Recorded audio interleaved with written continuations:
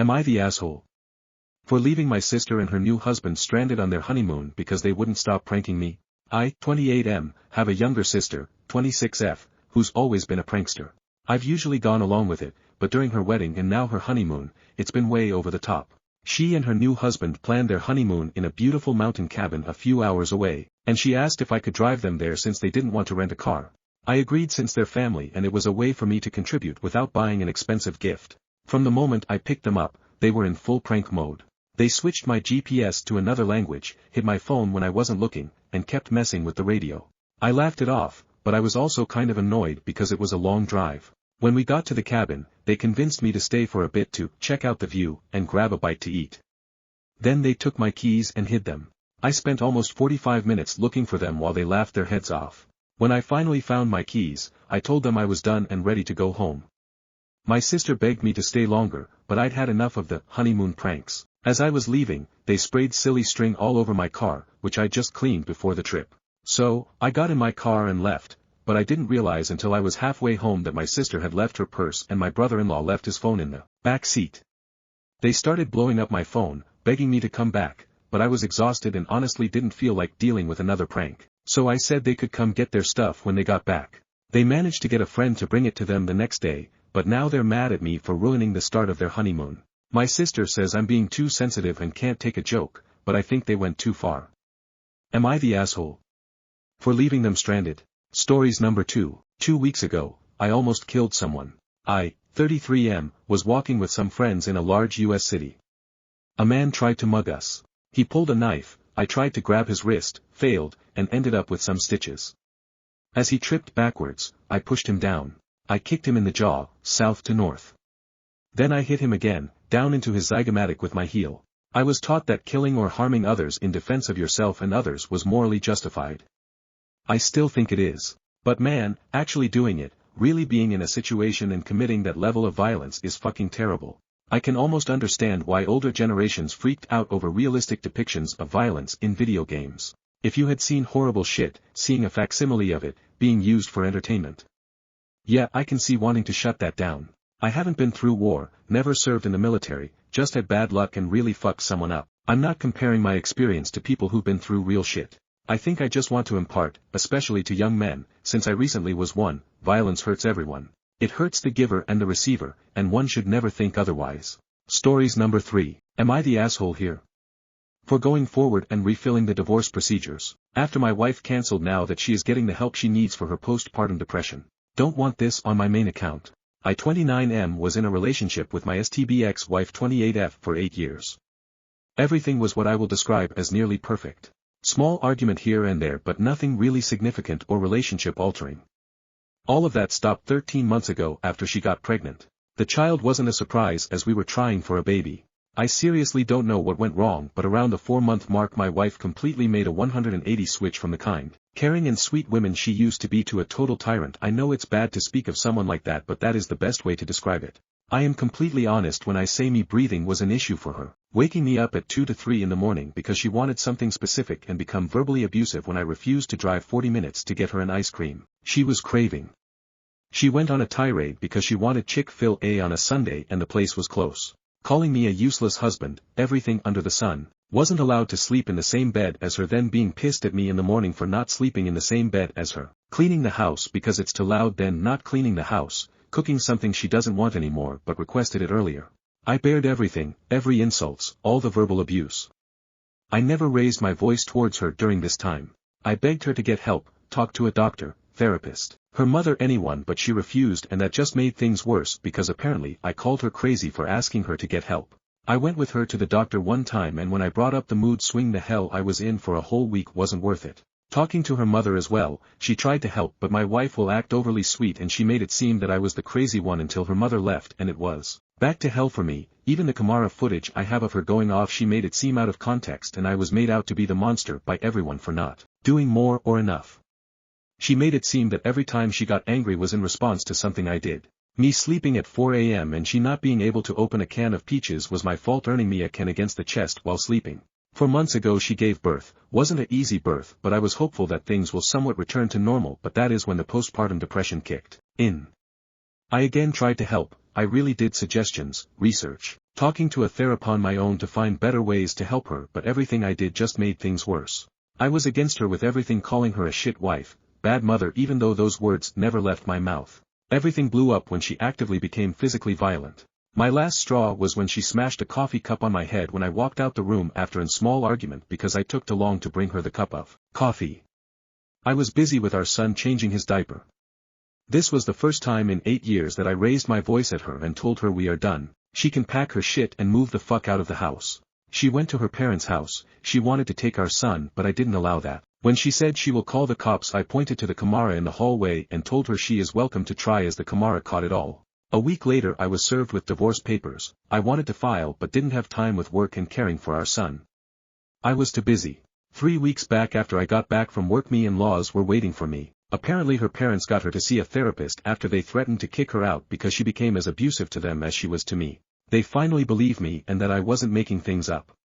They gave me a letter from my wife before they left. The letter basically says the following without writing everything out. She is sorry for the way she treated me all those months, she doesn't know why she did it and has no excuse. After her parents threatened to kick her out and she saw a therapist and psychiatrist, she is better now that she is on medication to help her. In the letter she says she stopped the divorce proceedings and want to give us another try. I haven't responded to her letter and told my lawyer to proceed with the divorce proceedings. I gave the letter to her as well as it contains a lot of detail of what she did as well as her admitting to the verbal abuse. It's not just my words anymore, especially for the things that happened in public. The videos I have of it as well, and the video of her breaking the coffee cup on my head with the hospital visit for the stitches and burn marks from the hot coffee. I am told I'm the asshole as she is getting the help she needs now and that I should forgive her and give her another chance. I should do it to keep our family together. If I truly love her, I will be able to forgive her for the things she did while not in her right mind. I am a monster because I have no idea what she went through.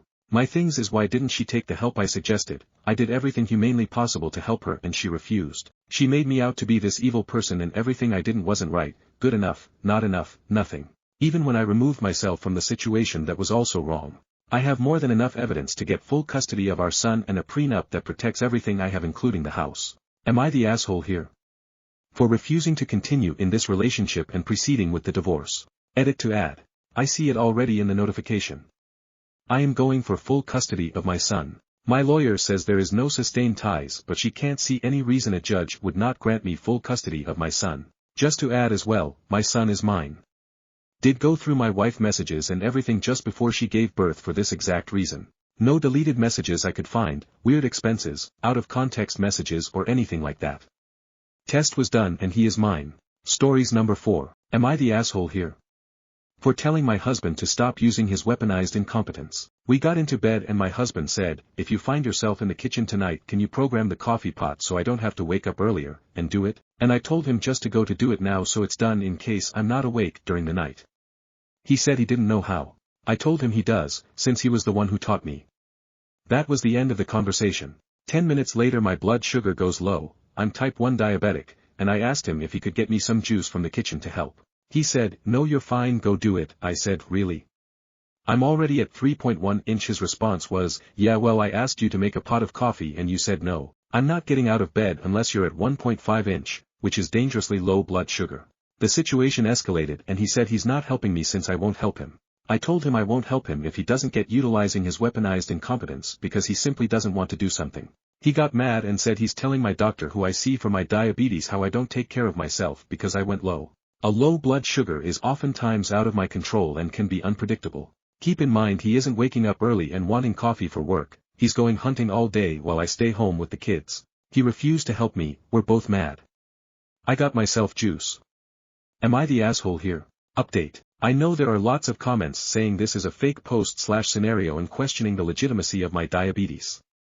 This is a very much true post. I've been diabetic since 2010, and have been using an insulin pump since 2013. I use a Freestyle Libre 2 sensor. I don't have benefits for a CGM that connects to my pump. As for my husband, we've been married since 2020, together since 2018. Up until last year, our marriage and home life was beautiful and there was never a doubt of his love for myself and our children, his willingness to help, support, encourage every aspect of my life and our children's lives. This past year has been challenging for our marriage and there has been an uphill battle of medical concerns for one of our children, and an added financial strain. It just takes a toll on a couple and it can feel very draining. I genuinely just wanted somewhere to post for an outside perspective because I know that when, specifically, low blood sugars happen they can come along with irritability, non-compliance with taking food/juice/sugar, and all around a shift in personality. Yes, I should have had juice at my bedside. I typically get some on my way to bed, but I ate 1 or 2 hours before going to bed and, mistakenly, thought I would be fine. Marriage counseling is something that has been mentioned over the course of the past year, and it's something that we need to address because we obviously both have our faults. I appreciate the concern, insight, words of guidance, wisdom and the people who call it as they see it. Stories number 5. Am I the asshole here? For pointing out someone is at risk of having family deported? Pretty simple situation. We've got a family friend who is very conservative. They pretty regularly talk badly about illegal immigrants and the situation on the border. They voted for Trump, and are excited for the bad people and illegals to be deported. They are a first-generation immigrant. Their daughter-in-law is undocumented. After the election, they were crowing about the upcoming mass deportation. I asked if they were concerned for their son's family. Specifically I asked something like, aren't you worried about what happens when your daughter-in-law is deported? What happens with your son and grandkids? They took this badly, to say the least. Am I the asshole here? Stories number 6. When Romania forced women to have children. Look up Decree 770. Due to the availability and popularity of contraceptives and legal abortion, the population of Romania decreased significantly during the 1960s. In 1966, the government decided they wanted to increase the population from 20 million to 30 million. In 1967, the government made contraceptives and abortion illegal. They also mandated that women had to be monitored monthly by a gynecologist. The secret police watched any woman who was suspected of being pregnant. This decree was not abolished until 1989, after the revolution. Fight ladies. Stories number 7. My fiancé's family flipped out on me for posting a meme on FB accusing MAGA supporters of following the Antichrist. We had to have a family meeting over it. I am an atheist, have been my entire life. When I was 11 my parents gave me 3 things, a library card, a beginner's guide to Buddhism, and a Bible for teens. They told me to pick whatever path my heart desires and continue to raise me in a secular household. My parents and I have since gone NC because they are drug addicts and alcoholics who made some really poor decisions in life. The best thing they ever did for me was give me the freedom of choice. My fiancé's family is all I have. Today I shared a meme on FB with a MAGA hat that quoted Revelations 13:16-17 saying that Christians would follow the Antichrist, and they would wear the mark on their forehead. A friend of mine posted it and I thought nothing of it. My fiancé's mom commented, "How dare you insult and offend my entire family on a Sunday morning? You can come call me stupid to my face." They all know I'm not a believer and I've shared plenty of stuff to broadcast my views, but apparently this was the breaking point for her. She spent the entire day crying, and called a family meeting. During the meeting, I made my stance very clear to them, didn't back down once and had to defend my views over and over again. It was honestly exhausting. These are some of the comments from them. Well, I have one question for you, who do you go to when you're scared to death? While crying hysterically I feel sorry for you. Well, you are wrong. We are worried and concerned for you, but we still love you. It's not my job to save you, but I will pray for you, and it's our job as Christians to someone must have hurt you and now all you want to do is hurt others. I have never displayed anything but kindness/love to them. You know what you need to do. Just let go and let God. Well, I think it's sad that you think my Eddie is worm food, and it makes me so sad that you don't ever think you're going to meet him in heaven. Referencing me telling them I'm okay with my body decomposing and it going black when I die. They started crying saying that I think all of their loved ones are just worm food. I had to make it clear that I felt that way about my own death. That I didn't care what they believed in, just don't try and waste your time changing my views. They called me hypocritical for supporting their beliefs when I was such an atheist. I was like, no, it's actually a respect thing. I respect your right to believe in whatever you want. Every single one of them is on some sort of medicine for depression and anxiety. When I expressed how depressed and anxious I am about the election results, they told me to just let go and let God. I didn't even have the heart to point out to them how many pills they all take, how funny it was that they can't even take their own advice. All while, I was level-headed the entire conversation. They were crying, insulting me, still pushing their beliefs, and supporting Trump the entire time. It was eye-opening to see just how brainwashed they are. My fiancé sat there quiet. Barely said a word and was looking at me with these eyes that said, please stop. He's obsessed with Graham Hancock, and has never even read the Bible. Doesn't hold the same values as them. When I gestured towards him and said, well, do y'all even know what he believes in? His grandmother started describing his baptism from when he was 13 as the most beautiful thing she's ever witnessed. How he's going to heaven because he gave his life to Christ. How a ray of sunshine came down from the heavens in that moment. And what did he do? He started smiling. When we got in the car he said he wants her to go to the grave thinking he believes and didn't have the heart to tell her that at 32 years old, it wasn't time yet for them to know the real him. The cherry on top for any of you still reading this rant of mine, I'm pregnant. We've talked about it at length and neither of us want to dedicate our child to Christ. Neither of us want to attend church as a family. It honestly felt as if I was abandoned by him in that moment. On one hand I get why he doesn't want to hurt his grandmother's feelings, but not once did he stand up for me, for us. I feel alone in this battle. When I said my child wouldn't be attending church, they said they would still teach them Christ and it would be the child's choice. As if any of them ever had one. I'm incredibly regretful of my decision to be with him knowing his family are all devout Christians. I realize the gravity of my mistake. The anxiety of bringing a child into this world is no joke to begin with. But now I see why it's so important to vet a partner toughly and why honestly, the family's beliefs do matter more than most want to admit. Yes, I'm marrying him but I never considered how influential his family would be in our future children's lives. I thought he would stand his ground alongside me. I thought it was us against the world. My heart sank to my stomach and everything in me wished I would have made sure I pursued a life with someone like-minded.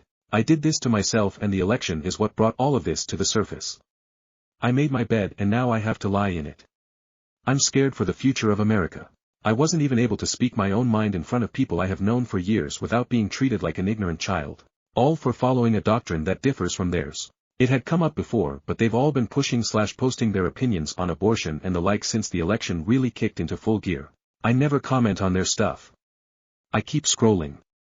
I even pointed out how crazy it is that they're not allowing me to share my opinions while they spew theirs. I don't know why I'm posting this. Maybe for support. Or just to vent and to not be invalidated. To say, don't be like me and make sure you vet your partner. Don't have children with someone unless you know for a fact your values align and they will have your back. I'm signing up for therapy this week for the first time in my life just so I can process the weight of the election and mindset I'm surrounded by. This fucking sucks. Stories number 8. Am I the asshole? For telling my sister she's not allowed to bring her homemade food to Thanksgiving because her cooking is ruining the meal. Every year, our family does a big Thanksgiving dinner, and we all typically bring a dish or two. My sister, who's a lovely person in every other way, insists on cooking something homemade every time. The issue? She's not a great cook. And I don't mean just not great, I mean she has somehow managed to turn classic dishes into borderline inedible creations. For context, last Thanksgiving, she showed up with her special recipe, stuffing that was over-seasoned with random spices like cinnamon and cardamom. It was dry, and the flavors were confusing and totally off for stuffing. Only one person took a small bite, and the rest went untouched. Another year, she brought a green bean casserole that had some kind of strange, chewy texture. She later admitted she used coconut milk and almond flour to experiment. No one wanted seconds of that either. This year, I'm hosting Thanksgiving. Since I'm responsible for putting it all together, I wanted to keep the menu consistent so that people could actually enjoy a cohesive meal. I thought I'd avoid drama by asking her to bring non-food items instead, like wine, soda, or even some flowers. I explained to her, very kindly, I thought, that I just wanted to make things easy and streamlined, and I'd handle the main dishes. But she didn't take it well. She got offended and told me I was being controlling and shutting her out of the family gathering. She then accused me of making her feel inadequate and said that Thanksgiving is about everyone contributing, not me deciding what's acceptable. I told her that everyone appreciates her effort, but that she could contribute in other ways and still be part of it. She doubled down and said she's bringing her famous green bean casserole whether I like it or not. Now, my mom and a couple of other family members have chimed in, saying I should just let her bring whatever she wants because it's Thanksgiving and it's the thought that counts. They're acting like I'm committing some huge offense by wanting the food to be enjoyable for everyone and not have random experimental dishes that no one will eat. But I feel like I'm just trying to keep the meal enjoyable and, frankly, edible. I don't think it's wrong to want guests to actually enjoy the food, especially since I'm putting in a lot of effort to host. Am I really being unreasonable here? Am I the asshole? Updated the next day. Update, alright, well, things have escalated fast. Thanks to everyone who offered advice, I tried to compromise, but it's already turning into a whole thing, and Thanksgiving is still a few weeks away. After our last conversation, my sister was being pretty cagey about what she planned to make, so I reached out to my mom, hoping she could help smooth things over. Instead, she got defensive, saying I'm overthinking and that it's just one dish. I told her I wasn't sure it was just one dish anymore, especially after hearing about my sister's grocery haul, including canned oysters and edible glitter. Then my mom let slip that my sister has been hard at work on some creative menu she's planning as her Thanksgiving surprise. Apparently, she's been telling the family group chat, which I wasn't included in, by the way, that I'm being controlling and that she wants to expand everyone's palate with something truly unique. To top it off, my cousin sent me a screenshot from the group chat where my sister said she's bringing not one but 3 dishes to Thanksgiving now. She's calling them her Thanksgiving Trio Experience, complete with their own place settings and little menu cards she's designing. I'm officially panicking because I have no idea what she's planning to serve, and from what I've heard, it's not remotely traditional.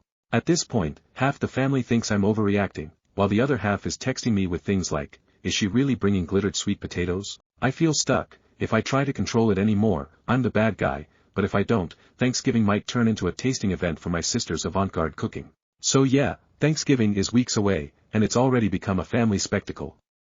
I don't know whether to brace myself or just preemptively order pizza.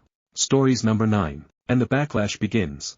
Already the internet, news media and personal blogs are jammed with stories about voter remorse, people sobbing their hearts out because no one is coming to Thanksgiving dinner, angry business owners having a shit fit about potential tariffs, including gamers freaking the hell out about PlayStation costing $1,000, and countless victims whining that I didn't react this way when Obama or Biden won. Why is this happening now? Well, for starters, Obama-Biden weren't threatening to destroy the economy and create a fascist state where the rights of women, gays, immigrants were seriously threatened. Also, neither one of them were convicted felons, rapists or batshit insane. That might have something to do with it. And I do seem to recall a lot of dummies symbolically being hanged/burned after Obama was elected, not to mention hundreds of racist memes being plastered everywhere. And oh yeah, let's not forget January 6th. A day of love. You bought it. It's broken. You can't return it. Sucks to be you. Stories number 10. The 4B movement in South Korea is more prevalent than you think, rant from a random Korean woman. Hi, I've recently come across numerous claims suggesting that the 4B movement isn't popular in South Korea, and I felt compelled to address this misconception even with the hassle of creating a dedicated Reddit account just for the rant. For those unfamiliar, the 4B movement, short for the 4 no's, no dating, no sex, no marriage, and no childbearing, is a stance some Korean women are adopting in response to deep-rooted gender inequalities. To outsiders, it might seem like the 4B movement lacks traction here. After all, when the so-called experts point to our declining birth rates, they often attribute it to the highly competitive culture or economic pressures, dismissing any influence from movements like 4B. But let's set the record straight. We're talking about a country where a woman's career can be jeopardized for something as innocuous as wearing a t-shirt that reads, "Girls do not need a prince," or for liking a Women's March post on Twitter, even if it was 7 years ago. I'm not exaggerating, incidents like these have occurred as recently as last year. We're talking about literal termination of a contract due to a heart made on a post regarding women's safety issue on Twitter dating back to 7 or more years ago due to incel gamers throwing a fit. Such a climate makes it perilous for women to openly discuss feminist movements or critique societal norms. And I don't feel safe discussing 4B in English on Reddit either, so I'm creating a whole new account just to write this rant. In order to protect ourselves, many of us treat discussions about 4B like a clandestine topic, like a secret underground society of anonymous agents with a mask and a blood oath, meeting on every other moon.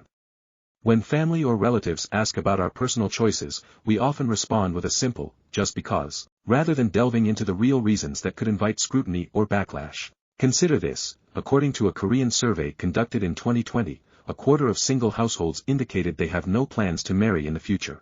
When asked why, 28.9% of the men who had answered so cited financial limitations as the main reason, while 31.6% of women replied, just because. This isn't apathy, it's self-preservation. We reserve our candid discussions about 4B and our perspectives on men for secure, heavily vetted spaces, anonymous online threads or between the closest of girlfriends. However, the reluctance to speak openly doesn't equate to a lack of belief or participation in the movement. To further underscore my point, consider the findings from a 2023 research conducted by later published by a major South Korean news outlet. Among unmarried young adults aged 20 to 39, 4 out of 10 stated they have no intention to marry. This sentiment is particularly pronounced among women and those in their 30s. In their 20s, 33.2% of men and 46.1% of women expressed no intention to marry. In their 30s, these numbers rise to 41% of men and a significant 56.6% of women who do not plan to marry. Notably, 16.3% of women in their 30s said they would absolutely never get married, nearly double the percentage of men in the same age group at 8.7%. These statistics reveal a growing, yet often unspoken, sentiment among Korean women regarding marriage and societal expectations. So, before dismissing the 4B movement as unpopular or insignificant in South Korea, consider the cultural and societal factors that compel many women to stay silent. The movement is very much alive, it's just not always visible on the surface. Stories number 11. Landlord is claiming I used illicit drugs in my apartment, charging me over $6,000. I haven't been able to find much info about legality or anything related to this online. It seems that it's a fairly new practice with little regulations. Sorry for the long post, but I am truly at a loss here. I moved out of my apartment on June 30th after 2 years. I checked my resident portal yesterday and saw that they have charged me over $5,000 for M3TH remediation, along with about $1,500 in other replacement charges related to the remediation, painting, carpet, etc. I was shocked considering I never used Dr*GS in the apartment. I drove to the complex to speak to the on-site manager, and she told me that when they did the final walkthrough, which I requested to be a part of but was not contacted about, it's not legally required here, there was suspicion of drug use. However, the document provided to me of my final notice has an images for charges section and they did not attach any images. They performed a contamination test and the test was positive, so they hired a company that came to the property and did remediation of my unit only. Supposedly, she couldn't give me any documents to show any of this. Some other possibly notable info. About a month before I moved out, the tenants below me were arrested and charged with M3TH trafficking. They had interesting visitors at all hours of the day and night, and I assumed they were using in her apartment as well based on her behaviors that I observed. They placed the charges on my account on July 18th, and immediately wrote them off the same day and transferred them to a collection agency. They have not told me who the collection agency is and nobody has contacted me about it, but I assume someone will call me eventually to demand that money. I asked her to provide me with the results of the contamination test that was performed before I moved into the unit, and she said there was not a test performed at that time. I don't believe they have ever tested the unit before now. The information that I was able to find from reputable government websites, USAU, claim that M3TH residue stays on surfaces for at least 5 years, probably longer, but that's the longest study they've done. I have not received any sort of communication from them since June 1st, a receipt for my rent. I have never had any issues on my end with them. They have overcharged me for rent twice and refused a refund both times, saying it's not possible with their system. They also forgot to sign my new lease until weeks after I did my signatures when I renewed last year, which I found out after being yelled at by the manager for asking why I was charged a month-to-month fee. I have screenshots of parts of the lease that I think are relative to this situation if anyone is interested. I have reached out to the Idaho State Bar for a referral to a tenant lawyer because the tenant/landlord lawyers I found on Google don't accept tenant cases. Would it be better to pay the fees in full than sue the owner for damages? I don't want this to affect my credit or my future rental prospects. Update: I just received an email from the property management that says the collection agency is charging me daily interest, and that if I pay them immediately for the full amount, they will remove the interest fees that have accrued from July 18th to now. She also gave me the name of the collection agency that has my account, which I was never provided with until this point, so I am going to call them and let them know that I am disputing the charges. Update: I sent an email to the property management requesting the following documents. Photos taken at the final walkthrough along with notes that document whatever issue constituted a contamination test to be done on the unit. A copy of the contamination tests done on my unit, both before and after my occupancy, and a copy of the one done on the unit directly below mine. A copy of the invoice from the company who provided the meth remediation. A copy of the invoice from the company that provided the contamination test. A copy of the notes from my pre-move-out walkthrough that I did with the maintenance technician, detailing the issues we discussed during the walkthrough on 06/03/2024. Property management said that they are not required to provide any of that to me because it's now the collection agency handling the debt.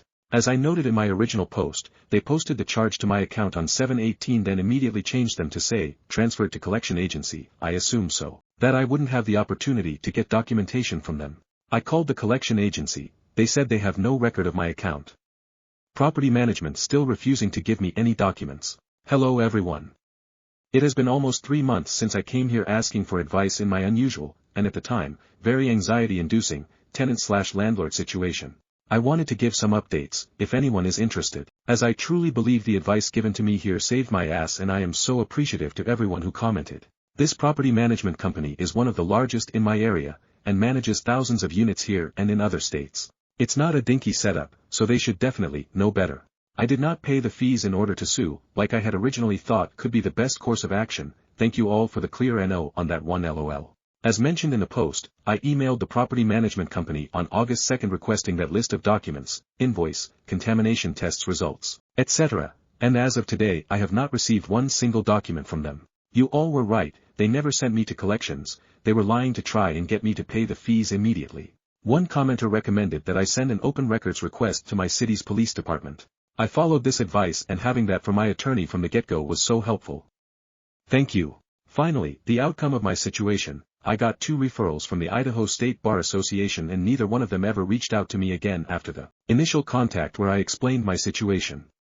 I contacted 40 attorneys trying to find someone to help me, and of those, 3 offered to help me. I had put together an organized binder of all important info and documents, leases, emails, arrest records, etc.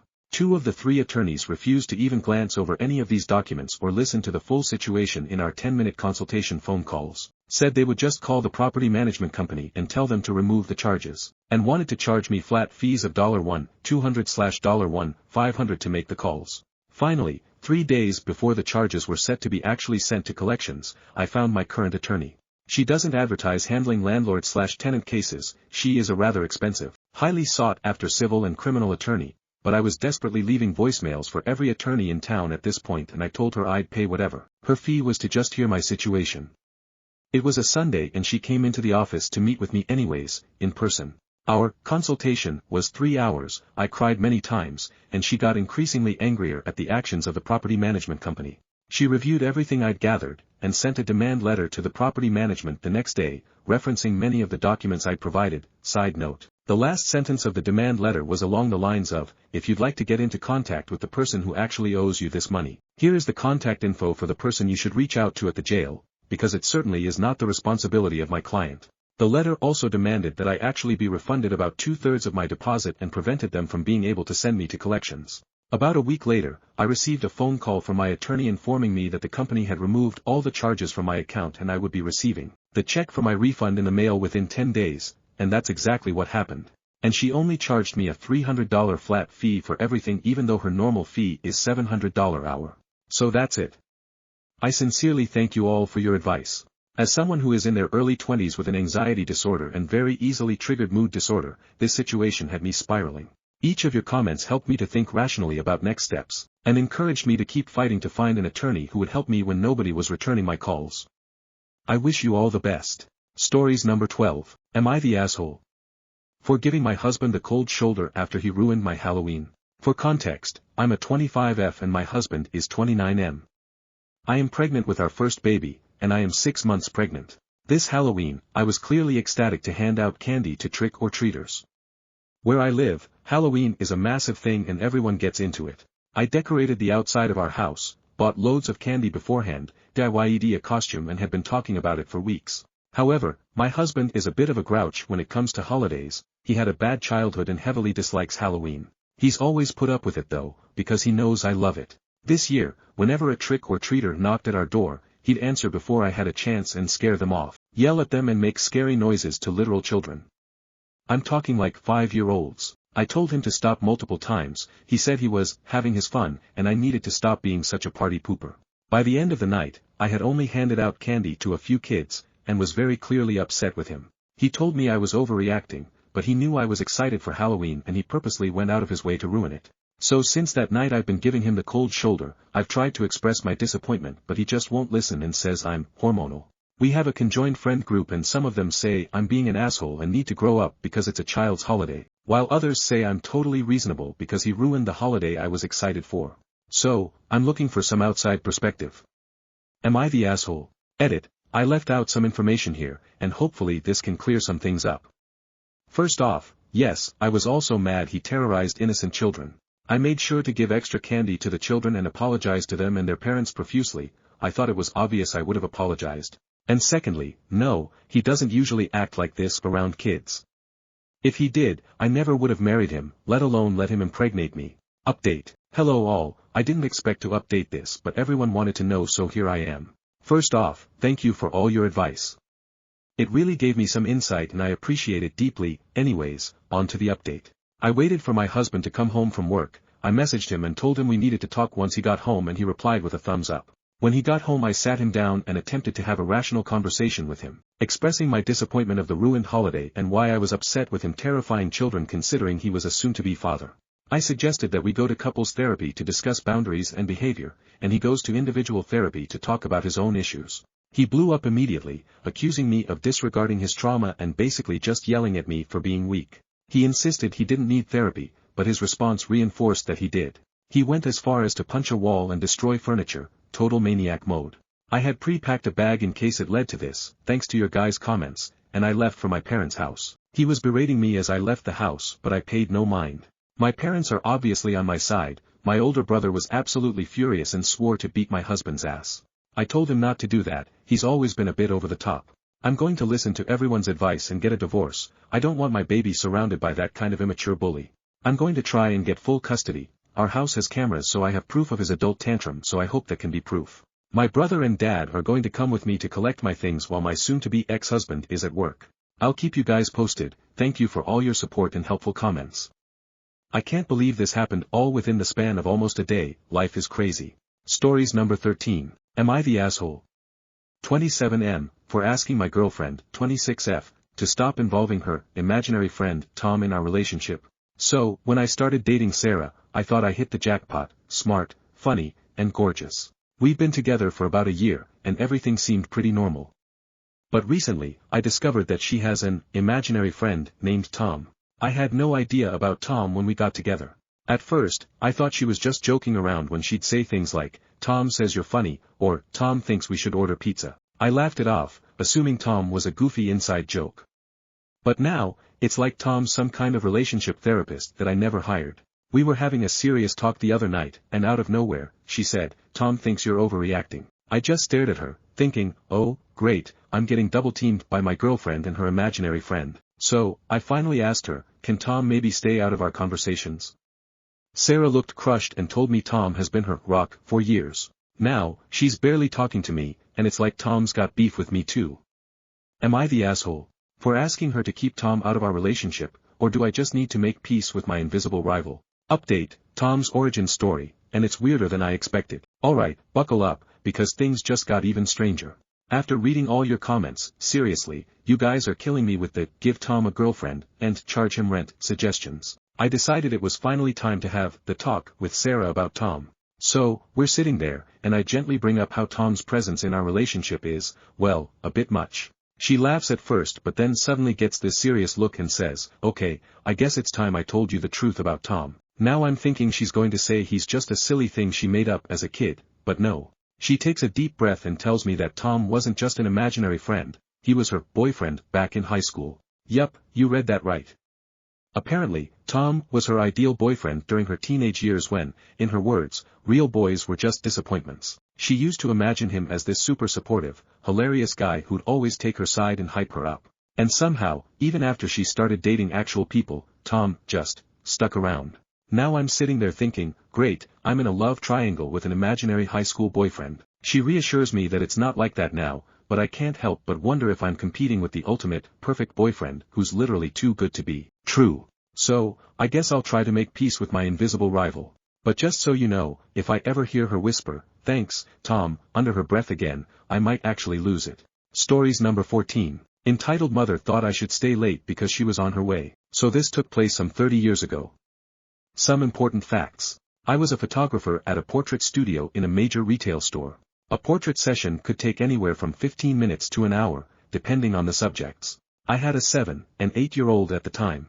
My commute was an hour each way. Our hours were 10 a.m. to 7 p.m. I worked in a major town that drew a lot of its business from nearby rural communities. By nearby I mean up to 30 minutes away. On to the story. One evening at 6:50 p.m. I'm wrapping things up to close when I get a phone call and the following conversation ensued. Entitled Women. Me, expecting to be making an appointment, portrait studio, how can I help you? Entitled Women, I just wanted to let you know we're on our way to get photos taken, I have 2 kids. Me, it's 6:50 you realize we close at 7 o'clock.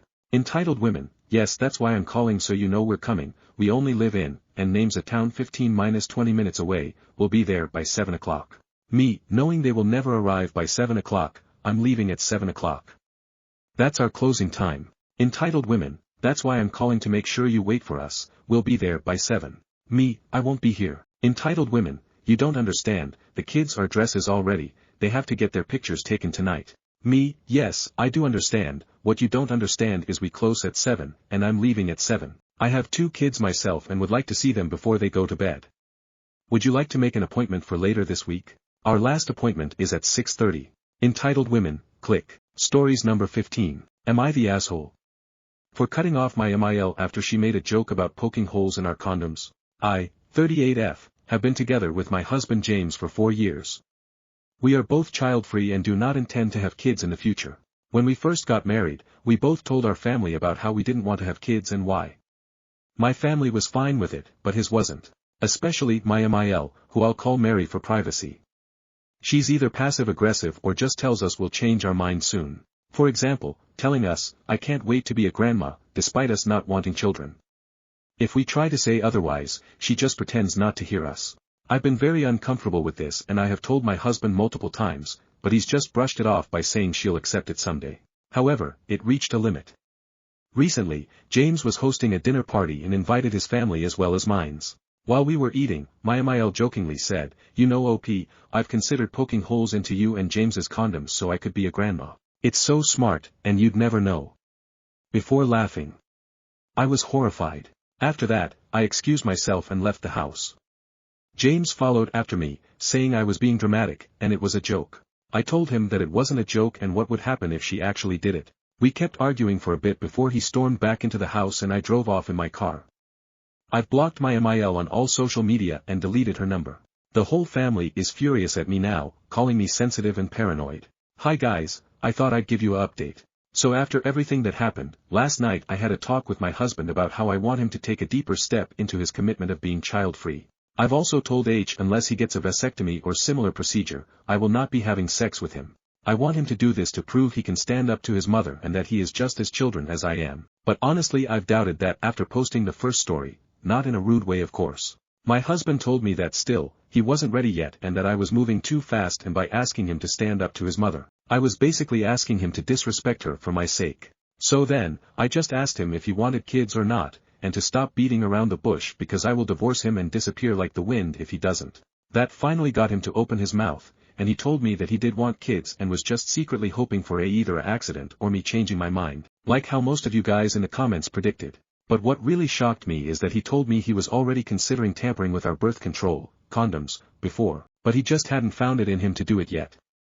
So now, it makes sense why he only wanted to use condoms for our because. After that, I simply said that as of now, this marriage is over and I will be filing a divorce as fast as possible. And, I made sure to tell him that whatever possible child I could have had would never be in his grasp to see him, especially my MIL. He tried to protest, but I was firm on leaving.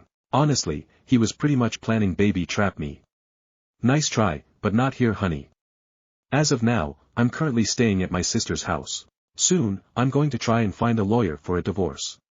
But I do know that I can't ever go back in that house with him in it, or my MIL. This entire event has left me very shaken and worried. Stories number 16. Am I the asshole?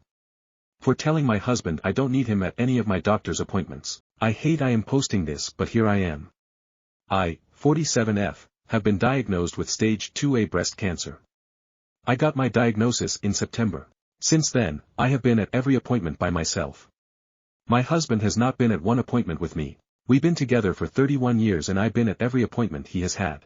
Tonight, we got into an argument because I am not feeling sexual going through what I am going through. The argument tonight is that he wants to be taken care of. Today was a bad day mentally because I had to shave my head because the chemo was making my hair fall out. Seeing myself with a bald head hurt me deep. Since I've been going through this my husband cares more about his own sexual needs over my mental, emotional, and physical health. What made me snap tonight was him telling me if I don't take care of him tonight, he won't go to any of my appointments with me from here on out. I saw red because you haven't been to any and the fact you would threaten me with that while I am going through this is sick and selfish. I told him I don't need him at any of my appointments and I can do this alone. Of course, the fool called his mom and told her what I said. She called me and told me I was wrong because he is stressing about my cancer too. The only reason I feel I may be wrong is because my MIL called me. I have a wonderful relationship with her and I respect her. Was I wrong? I know he didn't tell her everything. Small update, I went to his mom's house to have a talk with her, and when I got there his uncle, who he admires and is also scared of, was there. For a man in his 70s he is strong-willed and doesn't take crap from anyone. I told both of them what has been going on. Apparently, he has been telling his mom he goes to my appointments. He also told her I snapped at him because I was upset about cutting my hair. The look on his uncle's face was priceless. I think if my husband was there, he might have put his hands on him. LOL. Anyway, they both were upset and his uncle said he was a disgusting human being. He said if this was back in the day, he would take him out to the shed and beat the fool out of him. His mom called him and told him that she needed him to come to her house after work to fix her sink. He doesn't know I went there and told her anything. His mom apologized to me and said she would have never called me if she knew what was really going on. I have chemotherapy tomorrow and she said she is going with me. I think I am going to be there when he comes and sit back in the corner sipping a cup of tea and watch the show. As far as people saying he is going to cheat or already has been cheating, it's cool. He can be their problem. I need his insurance for my treatments. I am also going to talk to my children and let them know what is going on. Side notes: my MIL wants me to learn to crochet so I can take my mind off of things. I think I will give it a try. Stories number 17. How do I, 49F, move forward after my daughter, 22F, hid her father's affair from me for 2 years? I, 49F, was married to my ex-husband, Derek, 49M, for 20 years before divorcing a few months ago. We have 2 kids, a daughter, 22F, and a son, 17M. I found out Derek was having a 2-year affair, and my world was shattered. But what hurt almost as much was discovering that my daughter had known about it the whole time. She actively hid it from me for 2 years, lied, covered for him, and never once tried to warn me. When I found out, I was devastated, not just by my husband's betrayal, but by my daughter's choice to keep it from me. She was young at the time, and I understand it was a difficult position for her, but the pain was immense. I never confronted her directly, thinking it might affect her as she was about to go off to college. I just told her I knew, that I understood, and tried to move on. But after she left, I found myself distancing myself from her more and more. It wasn't planned, I just needed space to heal, and that meant not calling her as often or reaching out as much. Fast forward a year and a half, and I've started dating someone, 41M, who has a 10-year-old daughter from a previous relationship. Recently, we all went to Disney together, and he posted a family photo of us on social media. For context, my boyfriend covered all the expenses as a gift for his daughter's birthday, wanting to make it special for her. Along with my son and me, she chose her 2 cousins to come along, making it a big family-style trip that was all about her. My daughter must have seen it because she didn't call me for over a month afterward, and honestly, I wasn't as affected by her absence as I would have been before. I still love her, but every interaction brings up that pain. Out of nowhere, she called me in tears. She was screaming, saying I obviously hadn't forgiven her and that I'd shut her out on purpose. She accused me of replacing her with my boyfriend and his daughter. She kept saying, it was a long time ago, I was a kid, I didn't mean to hurt you. She said she thought she was doing the right thing by staying quiet, that she didn't know how to tell me, and that she was terrified of breaking our family apart. She asked me if I'd ever forgive her or if I'd moved on for good. I tried to tell her that I loved her and never wanted to replace her, but she just kept pushing that I should get over it by now, and that I'd abandoned her for this new life. To top it off, my ex-husband later called me, furious, accusing me of leaving my daughter for a younger man and a new family. He even had the nerve to call me selfish for moving on. Ironically, his girlfriend is 30, and he's the one who blew up our family with his affair. It's like no one understands that I'm still trying to recover from years of betrayal, and it feels like I'm expected to just let it go, as if my pain doesn't matter. My son, who lives with me, found out about his sister hiding the affair after overhearing my husband's mom and sister talking. He was crushed and hasn't forgiven her either, and they've barely spoken since. I never wanted him to know, but it feels like the entire family is divided now, and I don't know how to fix it. I'm in therapy, but I still feel lost. Part of me knows she was young and didn't know how to handle it, but another part of me feels like she chose him over me. I love my daughter, but every time we talk, that hurt resurfaces. I don't know if I'm failing as a mother or if I'm protecting myself. I feel like I've emotionally checked out, and I don't know how to reconnect. Edit. Just to clarify, my divorce actually happened a few months ago, not 3 years ago as I originally mentioned. My sister, who is a bit of a scatterbrain, encouraged me to post here and typed out much of it for me. In the process, she got the timeline wrong, and I didn't catch it before posting. My daughter was 17 when she found out about the affair. She had a lot going on at the time, including having to change schools due to some personal issues and repeating a year. So, when I found out, it was less than 2 years ago. I hope this clears up the confusion. Stories number 18. Am I the asshole? For no longer speaking to my ex-wife. My wife and I divorced recently. Married 3 years, no kids together, 2 from prior marriage, dated 8 years prior to married. We were both quiet, laid-back people. Never had any major arguments or fights. In the past year she changed dramatically. Started spending money recklessly, drinking, staying out late, dyeing her hair bright colors and getting piercings. She also ran up around $8,000 credit card debt, which I refinanced and paid off for her. Finally, I started seeing signs of infidelity. Sitting next to me, texting, but angling her phone where I couldn't see the screen, never used to happen. Phone calls late at night that she would have to take in her car. I loved her, but I'm not stupid. I investigated on my own and proved her cheating on me. Even in the divorce, I took care of her. Since then, she's been calling me frequently. She does it under the guise of updating me on her kids, but those conversations invariably led to her trying to justify her cheating by gaslighting and guilting me. So, I stopped answering. She then started texting, with much of the same rows. This was someone I once loved with all my heart, trusted my life to. I still did up until the very end. She was not a bad wife up until the last year. It's hard for me to ignore her, but I feel for my sanity I have to. She recently told me she wanted me to continue to be part of her and the kids' life and that me ignoring her was destroying all 3 of their lives. It's starting to keep me up at night. Am I the asshole? For ignoring her phone calls and messages. Stories number 19. Grandma finally got cut off. This is mostly just a short celebration post. My mom finally cut off her boomer mom due to the election. She's an awful woman, voted for exactly who you think, and I'm proud of my ma for standing up for herself. I won't have to worry about hearing how she put my mom on punishment. This was the culmination of however many years my grandmother spent being a piece of shit. Good riddance. Edit. I'm not gonna spend time replying to every comment about how we're horrible people for cutting her off. I'm standing my ground. Stories number 20. Am I the asshole here? For telling my brother not to make himself a sandwich while my girlfriend cleans the kitchen. Throw away because my girlfriend wouldn't want me to post this under my real username.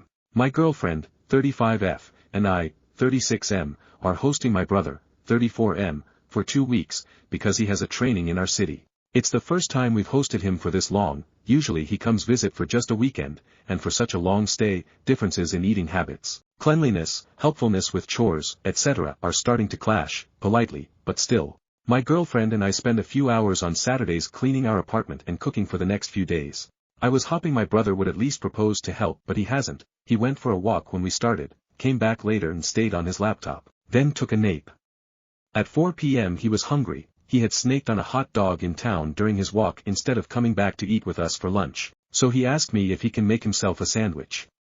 I said sure, but if my girlfriend is cleaning the kitchen, you should wait, or eat a banana or an apple. I know that my girlfriend doesn't want anyone in the way when she's cleaning a room. She is using that time to call her family. Besides, I was already a bit annoyed that my brother hadn't proposed to help, so to go as far as sitting in the kitchen eating a sandwich while she is cleaning, I found this rude. He doesn't want a banana and would like bread and ham. I said ask, girlfriend, if you can, but don't be surprised if she says no. He went in the kitchen to ask. She was cleaning and calling her mom. The kitchen table was full of stuff, blender, soap, etc., that she had just put aside. She would have needed to move them to make space for him, or let him use the counter, which she was cleaning. She pointed him to the fruit basket and, just like I did, told him he can have a fruit. He didn't take anything. He came back to me and complained that we are extreme for not letting him have a sandwich, that he has never seen that anywhere, and that anyone would find it abnormal. I had no response. To me it sounded absolutely normal that if you are invited in someone's home, especially for such a long stay, you don't get in their way when they are busy cleaning. But my girlfriend's mother had overheard on the phone when he had come into the kitchen, and told my girlfriend, come on, let him have his sandwich. The poor thing will starve, so she came out and told him he could have it. Now I'm not sure whether we are the AH for telling him no in the first place. Edit to make it extra clear, I'm not expecting him to deep clean our house. I'm expecting him to do the minimum, like putting his cup in the dishwasher, not making a mess that we have to clean after, etc. I'm a bit annoyed that he doesn't naturally chip in to help when he can, but mostly because that's what I do when I'm invited somewhere, including his place. I see my host doing dishes. I'll take a dishcloth and start drying them, for instance. Or if I'm staying several days, I'll offer to cook a couple of meals. But my post was more about the specific situation of asking him not to go in the kitchen while my girlfriend was cleaning, vs. my brother thinking he should be able to make himself a sandwich whenever he feels like, and I'm not even strict on that. He made himself a sandwich in the middle of the night. I have no issues with it. Stories number 21. I've started sending links to living organ donor websites to pro-lifers. According to them, we owe our bodies to someone/something else. Abortion kills future children, right? Well, so does kidney disease. So does cancer. Right now, there are thousands of people who exist, waiting on those donations, who absolutely will die without your spare kidney, blood, bone marrow, skin and other bits and pieces. If you truly are concerned about the demise of a human life, and you're not just playing armchair warrior with a morality kink because you want to control women, this should be a no-brainer for you. Go save somebody. Use your body to do so, just as you're demanding from others. Make that sacrifice. Stories number 22. You're being targeted by disinformation networks that are vastly more effective than you realize. And they're making you more hateful and depressed. I wrote this post in March and posted it on r/gens. However, a few people messaged me to say that the r/gens moderators took it down last week, though I'm not sure why. Given the flood of divisive, gender war posts we've seen in the past 5 days, and several countries demonstrated use of gender war propaganda to fuel political division in multiple countries, I felt it was important to repost this. This post was written for a US audience, but the implications are increasingly global. TLDR, you know that Russia and other governments try to manipulate people online. But you almost certainly don't know just how effectively orchestrated influence networks are using social media platforms to make you individually angry, depressed, and hateful toward each other. Those networks' goal is simple: to cause Americans and other Westerners, especially young ones, to give up on social cohesion and to give up on learning the truth, so that Western countries lack the will to stand up to authoritarians and extremists. And you probably don't realize how well it's working on you. This is a long post, but I wrote it because this problem is real, and it's much scarier than you think.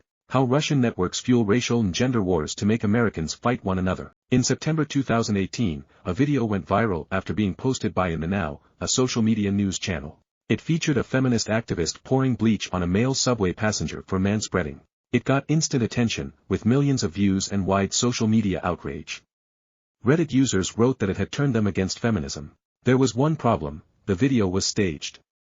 And In the Now, which publicized it, is a subsidiary of RT, formerly Russia Today, the Kremlin TV channel aimed at foreign, English-speaking audiences.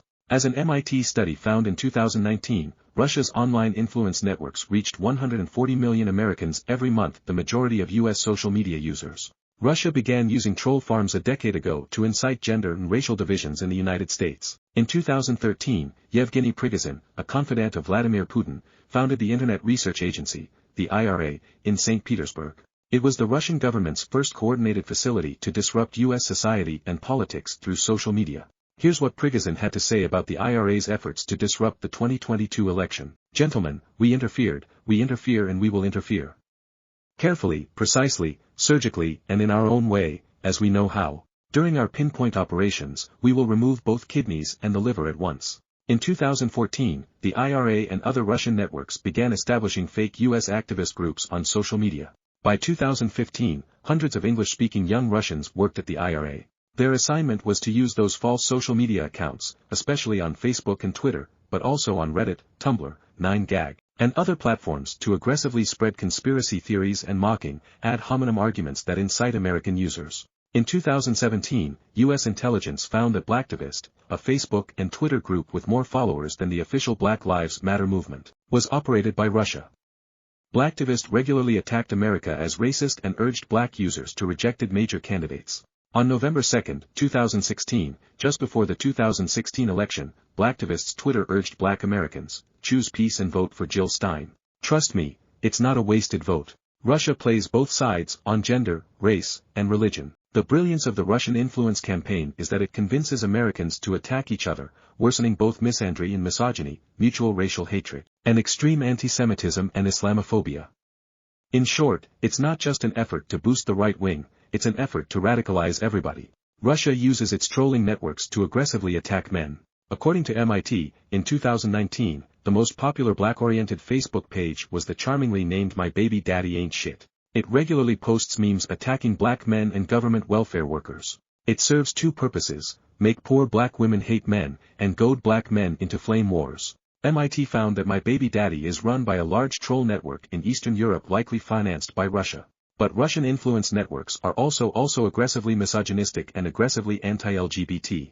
On January 23, 2017, just after the first Women's March, the New York Times found that the Internet Research Agency began a coordinated attack on the movement. Per the Times, more than 4,000 miles away, organizations linked to the Russian government had assigned teams to the Women's March. At desks in bland offices in St. Petersburg, using models derived from advertising and public relations, copywriters were testing out social media messages critical of the Women's March movement, adopting the personas of fictional Americans. They posted as black women critical of white feminism, conservative women who felt excluded, and men who mocked participants as hairy-legged whiners. But the Russian PR teams realized that one attack worked better than the rest. They accused its co-founder, Arab-American Linda Sarsour, of being an anti-Semite. Over the next 18 months, at least 152 Russian accounts regularly attacked Sarsour. That may not seem like many accounts, but it worked. They drove the Women's March movement into disarray and eventually crippled the organization. Russia doesn't need a million accounts, or even that many likes or upvotes. It just needs to get enough attention that actual Western users begin amplifying its content. A former federal prosecutor who investigated the Russian disinformation effort summarized it like this: "It wasn't exclusively about Trump and Clinton anymore. It was deeper and more sinister and more diffuse in its focus on exploiting divisions within society on any number of different levels." As the New York Times reported in 2022, there was a routine, arriving for a shift, Russian disinformation. Workers would scan news outlets on the ideological fringes, far left and far right, mining for extreme content that they could publish and amplify on the platforms, feeding extreme views into mainstream conversations. China is joining in with AI. Last month, the New York Times reported on a new disinformation campaign. Spamouflage is an effort by China to divide Americans by combining AI with real images of the United States to exacerbate political and social tensions in the U.S. The goal appears to be to cause Americans to lose hope, by promoting exaggerated stories with fabricated photos about homeless violence and the risk of civil war. As Ladislav Bittman, a former Czechoslovakian secret police operative, explained about Soviet disinformation, the strategy is not to invent something totally fake. Rather, it is to act like an evil doctor who expertly diagnoses the patient's vulnerabilities and exploits them, prolongs his illness and speeds him to an early grave instead of curing him. The influence networks are vastly more effective than platforms admit. Russia now runs its most sophisticated online influence efforts through a network called Fabric. Fabric's operators have bragged that social media platforms catch only 1% of their fake accounts across YouTube, Twitter, TikTok, and Telegram, and other platforms. But how effective are these efforts? By 2020, Facebook's most popular pages for Christian and Black American content were run by Eastern European troll farms tied to the Kremlin. And Russia doesn't just target angry boomers on Facebook. Russian trolls are enormously active on Twitter. And, even, on Reddit. It's not just false facts. The term disinformation undersells the problem. Because much of Russia's social media activity is not trying to spread fake news. Instead, the goal is to divide and conquer by making Western audiences depressed and extreme. Sometimes, through brigading and trolling. Other times, by posting hypernegative or extremist posts or opinions about the US, the West over and over, until readers assume that's how most people feel. And sometimes, by using trolls to disrupt threads that advance Western unity. As the RAND think tank explained, the Russian strategy is volume and repetition, from numerous accounts, to overwhelm real social media users and create the appearance that everyone disagrees with, or even hates, them. And it's not just low-quality bots. Per RAND, Russian propaganda is produced in incredibly large volumes and is broadcast or otherwise distributed via a large number of channels. According to a former paid Russian internet troll, the trolls are on duty 24 hours a day, in 12-hour shifts, and each has a daily quota of 135 posted comments of at least 200 characters. What this means for you: you are being targeted by a sophisticated PR campaign meant to make you more resentful, bitter, and depressed. It's not just disinformation. It's also real-life human writers and advanced bot networks working hard to shift the conversation to the most negative and divisive topics and opinions. It's why some topics seem to go from non-issues to constant controversy and discussion, with no clear reason, across social media platforms. And a lot of those trolls are actual, professional writers whose job is to sound real. So what can you do? To quote War Games, the only winning move is not to play. The reality is that you cannot distinguish disinformation accounts from real social media users. Unless you know whom you're talking to, there is a genuine chance that the post, tweet, or comment you are reading is an attempt to manipulate you, politically or emotionally. Here are some thoughts. Don't accept facts from social media accounts you don't know. Russian, Chinese, and other manipulation efforts are not uniform. Some will make deranged claims, but others will tell half-truths. Or they'll spin facts about a complicated subject, be it the war in Ukraine or loneliness in young men, to give you a warped view of reality and spread division in the West. Resist groupthink. A key element of manipulate networks is volume. People are naturally inclined to believe statements that have broad support. When a post gets 5,000 upvotes, it's easy to think the crowd is right. But the crowd could be fake accounts, and even if they're not, the brilliance of government manipulation campaigns is that they say things people are already predisposed to think. They'll tell conservative audiences something misleading about a Democrat, or make up a lie about Republicans that catches fire on a liberal server or subreddit.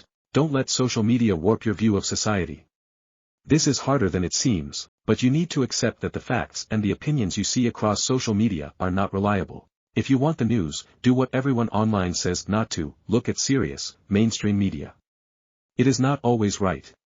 Sometimes, it screws up.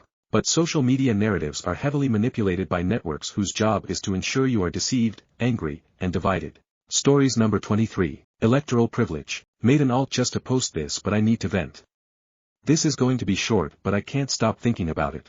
My husband and I are Democrats and voted for Kamala Harris in this election.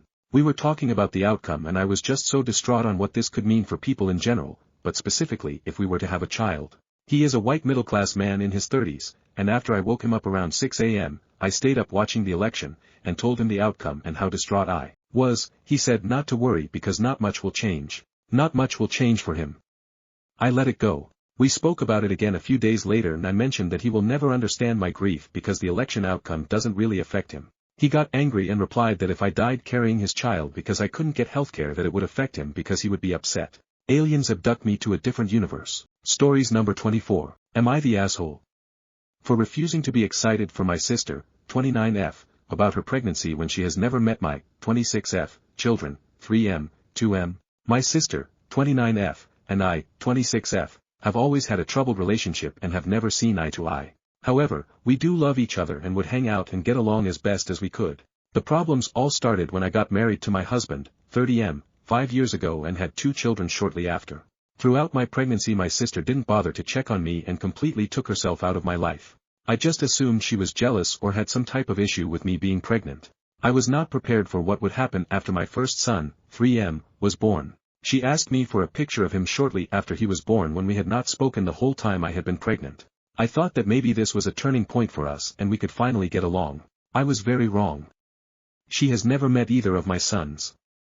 I have offered to bring them to see her numerous times but there was always an excuse. She never asked me how they were doing or showed any interest in them. My sister has even boasted about other kids that are her friends' children but seems to hate her own nephews. I am so confused. The problem has now got even more complicated now that she has announced she is pregnant. I am happy for her but I am still hurt with how she has treated my children and how she treated me during my pregnancy. My mum, 65F, says I'm being selfish and to just let it go and be excited for her but I'm finding it difficult. I am super excited for her to be a mum but I can't just forget how she treated me. I want to have a relationship with my niece or nephew but I also don't know how possible that would be. So am I the asshole? Edit. I have reached out to my sister to resolve the issues we have but she is genuinely not interested in resolving anything. She has only got in contact because she is now pregnant. Also, my mom has tried to talk to her but she isn't interested and doesn't give her a reason why she doesn't want to see my kids either. I do think it's important to note that my mom wasn't happy about my pregnancies either and has not made an effort either. As people have been asking, I was 23 when I had my first baby and my mom thought I was too young and refused to be supportive through my pregnancy and did it again with my second. A little bit more context: I am a people pleaser. I have always just apologized and let things slide in the past even if they really hurt me. This time I cannot ignore it. Small update: I've spoken to my mom and I've set a boundary with her that she needs to stop pushing me to talk to my sister. I have asked that she apologize for how she treated me during my pregnancy and after, and if she can do that then we can work on our relationship. My sister is continuing to contact me asking me to plan a baby shower and I have as of now not responded. Stories number 25. Am I the asshole here? For being mad at my husband for not coming home from his vacation because our toddler is in the hospital. Our 18MO went into respiratory distress on Saturday, took her to ER, turns out it's rhinovirus. Her dad is on a hunting trip in North Dakota. He planned on having this 2-week vacation. He has already been there for a week when our daughter got sick. He didn't come straight home to Virginia. He waited for updates and he has no plans to leave his vacation early. I didn't realize in the moment how serious things were and that she could have died, so I didn't relay that to him while she was being admitted. We're still here, might be here another night. She's in stable condition now and she's being weaned off oxygen. Am I the asshole here? For being mad that he's not here even though she's fine now and she didn't die.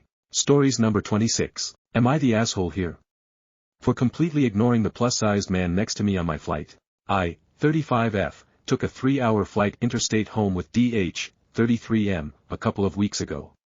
He was in the window, me in the middle and the aisle seat was empty. Moments before takeoff, a man came to sit next to me.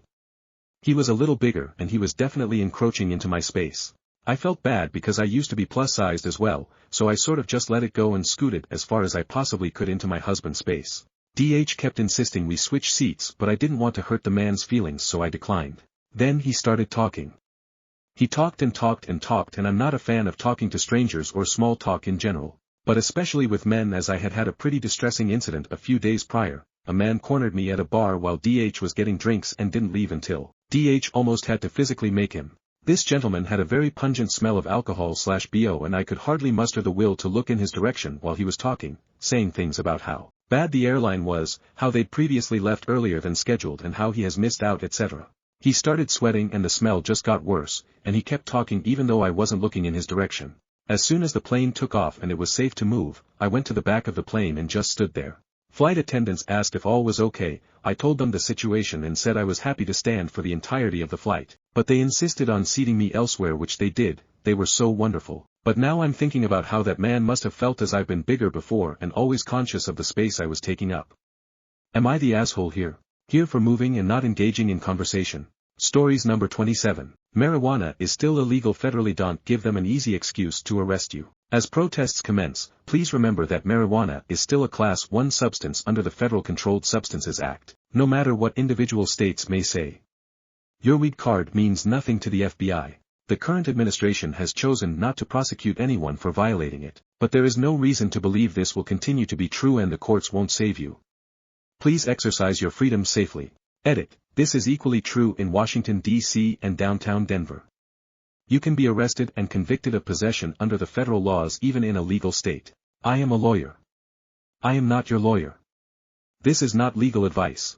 Stories number 28. Why are some people so deeply in denial like this? I started by asking my mother what she thought about a 56-year-old man marrying a 6-year-old girl. She said it was disgusting and vile. Then, I mentioned the marriage of Muhammad and Aisha. She refused to believe me, and when I tried to show her the hadith, she shut her eyes. That's when I realized she was in complete denial. Next, I asked where semen comes from, and she answered testicles. I pointed out that the Quran says it originates between the backbone and ribs, Surah 86:6-7. She laughed, but after reading it herself, she fell silent. I then brought up the story of Muhammad's night journey from Mecca to Jerusalem and his ascension to heaven, Surah 17:1. She asked, when did that happen? I told her it's mentioned in the Quran. I asked if it was right to kill someone just because they didn't believe in the same God. She said, absolutely not. I referenced Surah 9:5, which calls for the killing of polytheists, but again she refused to believe me, insisting the Quran I was reading was fake. At that moment, I realized it was pointless to continue. Some people are too deeply entrenched in their beliefs, it's a lost cause. Stories number 29. Am I the asshole? For refusing to let my sister stay with me after she got married and demanded I adjust my lifestyle for her husband? Advice needed. Okay, so I, 28F, have a pretty established routine. I live alone in a 2-bedroom apartment, and while I'm not a neat freak, I like my space to be organized and have a certain vibe to it, think minimalist, calm, and quiet. My sister, 30F, recently got married to this guy, 31M, who I barely know. They live about 3 hours away, and since their wedding a month ago, she's been asking to stay with me for a few weeks. Normally, I'd be fine with it, I love my sister, but there's a catch. When I agreed, she dropped the bomb that she's bringing her husband with her. Apparently, he doesn't feel comfortable being alone for extended periods, so she wants me to adjust my lifestyle for them as a couple. This means rearranging my apartment for them, having quiet hours during the day because he works from home, and no longer playing music or hosting friends when they're around. Oh, and she suggested I stop using the guest room for my own hobbies, which is how I unwind after work. Basically, I'm supposed to cater to their needs and make space for their relationship. I told her I wasn't comfortable with that, especially since I don't even know her husband that well and wasn't planning on making my home into a mini hotel or daycare for them. She got super upset, called me selfish, and said it's just for a couple of weeks. But I'm really not okay with it. I feel like I would be giving up a lot of my personal space and peace of mind just for her convenience. Now, she's threatening not to visit at all, and I'm feeling guilty but also like she's overstepping. So, am I the asshole for refusing to let them stay under these conditions? Stories number 30. Am I the asshole here? For not driving my GF to school because I didn't want to lose my parking spot. My GF, 24F, and I, 23M, live in the city and finding parking is a nightmare. When we moved here I sold my car because I had to move both of our cars every week due to street sweeping. We kept her car because mine was manual and she couldn't drive it, so we decided hers was the better option. Since we started dating, over 2 years now, I've been the one to drive us everywhere, so now that I sold my car, I'm typically the one driving hers around. Whenever we get a parking ticket or maintenance has to be done, I'm the one who takes care of it. Now to get to the issue, her school is a 10-minute walk from our apartment, so most days she wakes up 30 minutes before she has to leave, and walks there. Today, I woke up and made her breakfast to go, but she asked me if I would take her to school so she could eat in the car. I told her I really didn't want to move the car since around the holidays our street is packed, for anyone who live in Boston, and finding parking can take 20 to 30 minutes on street sweeping days. She said it was fine and told me she would be late for class and would eat breakfast here.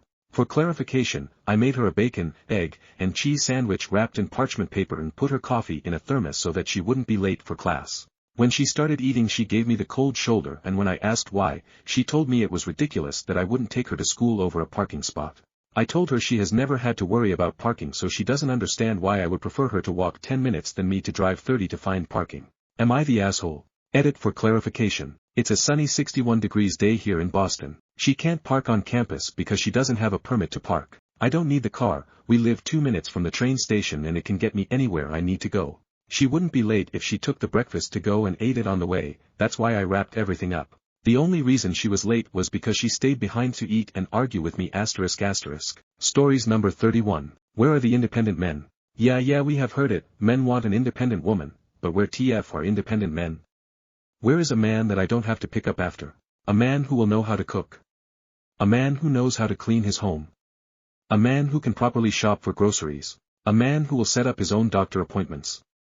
A man who doesn't need to be reminded of important dates. A man who takes care of himself mentally and physically. A man who pulls his weight. A man who isn't just dependent and dead weight. I'm glad I'm single cause I've yet to find one. 99.9% of married women have said to me, yeah, my husband is like having another kid. Don't settle, ladies, find yourself an independent man. Stories number 32. Am I the asshole for refusing to let my boyfriend move in with me because of his bad habits? Advice needed. I, 29F, have been in a relationship with my boyfriend Mike, 31M, for about a year and a half. We've been talking about moving in together, and he recently brought it up seriously, saying he wants to take the next step. At first, I was excited, but now I'm having doubts, and I'm starting to feel like I might be the asshole. Mike has some habits that I've found hard to deal with, even though I love him.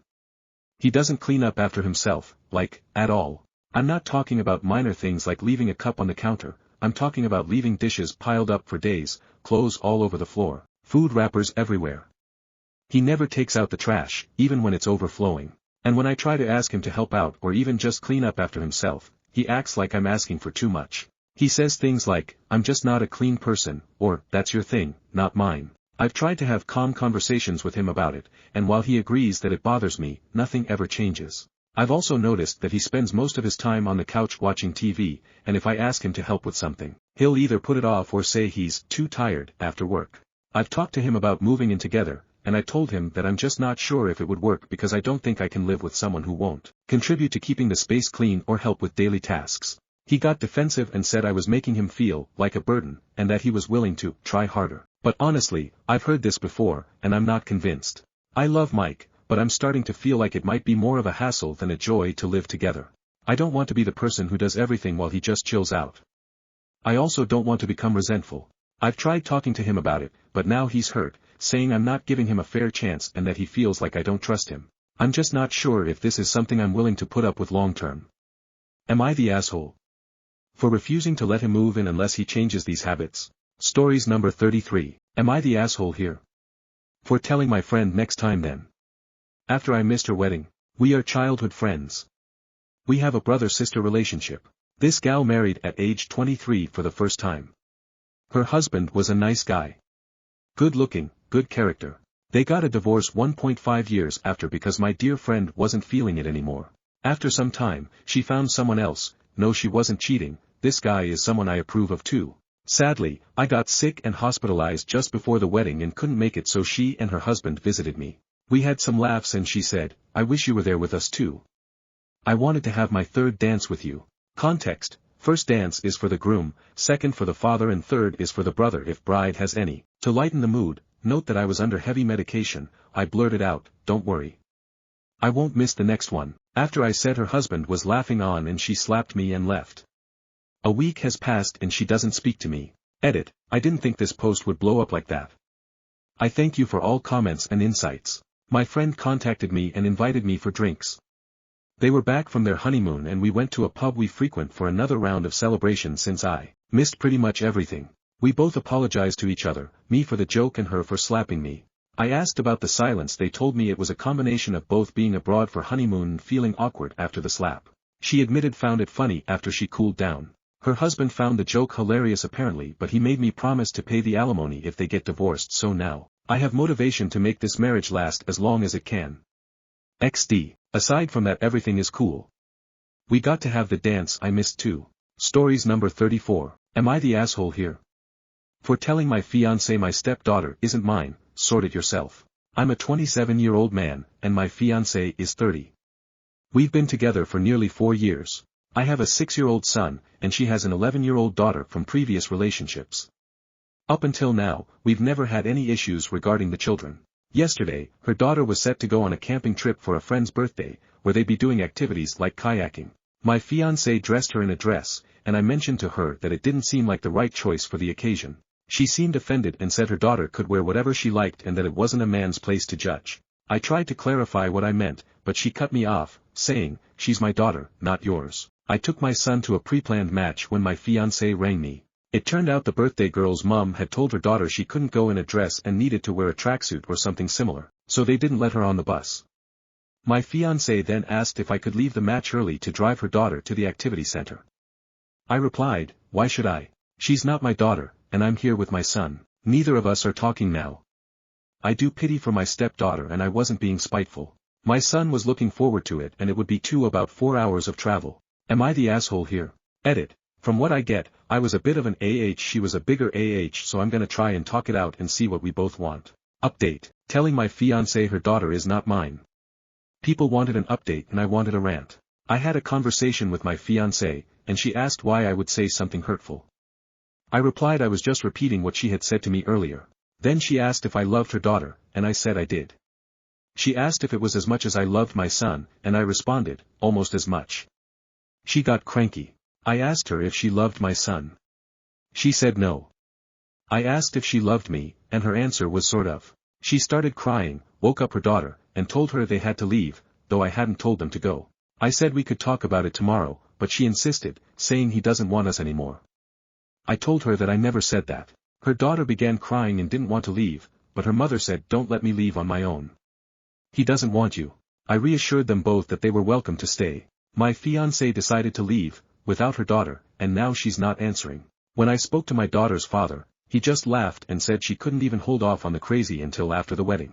Is there a copy I can't see? Stories number 35. Am I the asshole for divorcing my husband after finding out he's gay and cheated with his best man?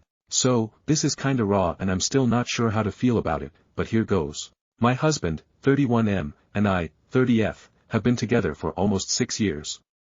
We got married about 2 years ago, and honestly, I thought everything was great between us. He had this close group of friends from way back, including his best friend, who ended up being his best man at our wedding. They were always close, but I never suspected anything more than that. A few weeks ago, I found out he'd been cheating on me. And, of course, it was a shock, but the real shock was when I figured out who it was with. Turns out, he was seeing his best man. I confronted him, and after a lot of tears and honesty, he admitted that he's gay and has been struggling with it for years. I could tell it was painful for him to say, and I genuinely felt for him. He told me he really does care about me and wanted to make it work because he loved me in his own way. But finding out that the life we'd built was based on him hiding a part of who he is just. I don't know. It broke something in me. I told him I want a divorce. I didn't want to out him or tell anyone what he told me, because it's his story to tell, not mine. But I also feel like I can't just carry this secret around while people ask me why we're ending things. I gave him an ultimatum: he needs to come out and be honest with everyone. It's not about shaming him or anything, but I feel like if he's brave enough to start fresh, he should own who he is. The thing is, he says he's not ready. He thinks I'm pushing him too fast, and he's scared of how people will react. I get it, but I also feel like I'm carrying the weight of this secret on top of my own heartbreak. I've had friends and family asking me questions, and I've been deflecting and lying to protect him, but it's getting exhausting. Some people are even questioning if I did something wrong, and that just hurts. My friends are divided. Some think I'm being cruel by forcing him to come out before he's ready, and others say he's being unfair to me by putting me in this position. So, am I the asshole for giving him this ultimatum? Should I just let him take his time, or am I right to feel like I can't move on without the truth being out there? Stories number 36. Am I the asshole for taking my necklace away from my sister? I, 16F, attended a sporting event yesterday with my family. This includes my 1-year-old sister, whom we'll call Ellie for privacy reasons in this post. She's super attached to me, so I had her on my lap during the game. At one point, Ellie started to get really fussy and fidgety. She started tugging on my necklace, and trying to put the charm in her mouth. I told her, no, sweetie, and took the necklace away from her. We did this back and forth a few more times before I gave up and stuck the necklace down my shirt so she couldn't get to it. When she realized that she couldn't get it anymore, she had a very loud meltdown. My stepmom stepped in at this point, but she was absolutely mortified. She started lecturing me about being the grown-up here and that I should have let Ellie have the necklace because it would have kept her quiet. She even threw in an "I'm sorry sissy was mean to you" to Ellie. Am I the asshole for taking my necklace away from my baby sister? Stories number 37. Conversation overheard on the plane. Dad, hey, turn that off. Teenage son, why? Dad, we've been over this. You forget your headphones, you can't listen to anything. That's how it goes. Teenage son, no one is so uptight about this like you are. No one on here cares. Dad, listen son, there are liars, thieves, and people who listen to music without headphones in a public place. No difference between the three. Teenage son, no one cares. Dad, we're on a plane with assigned seats. If someone wants to get away from what you're listening to, they can't. Grunge music in particular requires consent from all involved. Teenage son, this so dumb. Dad, hey, something we agree on. Stories number 38. My 28F, husband, 31M, thinks I'm cheating because we went through a box of condoms. How do I bring it up without sounding defensive? My husband and I are both pretty low libido, we aim for intimacy maybe once or twice a week on average. Because of that, we don't go through condoms very fast. Or at least, I thought that was the case. Recently, I initiated, and when I reached for an empty box, I told him we were out and would have to wait until tomorrow. He got all confused and said, how did we already go through a whole box? I kind of laughed it off at first, but then he seemed genuinely upset, saying, the math doesn't add up. He pretty much implied that I must be cheating because we couldn't have gone through them all with just the two of us. Now I'm the one upset. I have never cheated and would never do that, and it hurts that he'd even go there. I thought our pace was pretty normal, but apparently, he's convinced something isn't right. I even offered to go over the timing with him, to show that we've just used them as expected. But it's clear he's still doubting me. I get that maybe he's feeling insecure or there's something else going on, but I don't even know how to start unpacking that with him when I feel like my loyalty is already on trial here. Has anyone else dealt with something this weird? How do I talk to him without sounding like I'm projecting / defensive / affirming his doubts? Stories number 39. Am I the asshole for refusing to vacation with my BL? My mom and I, F32, have begun chatting about Christmas and she brought up the idea of 1 year going on a family trip instead of gifts. I had to admit that I will never go on vacation with my sister's husband. Quick backstory. He is a part of an extremely conservative religion that empowers him to be arrogant and speak other people's, especially women's, behaviors. And don't even try to disagree.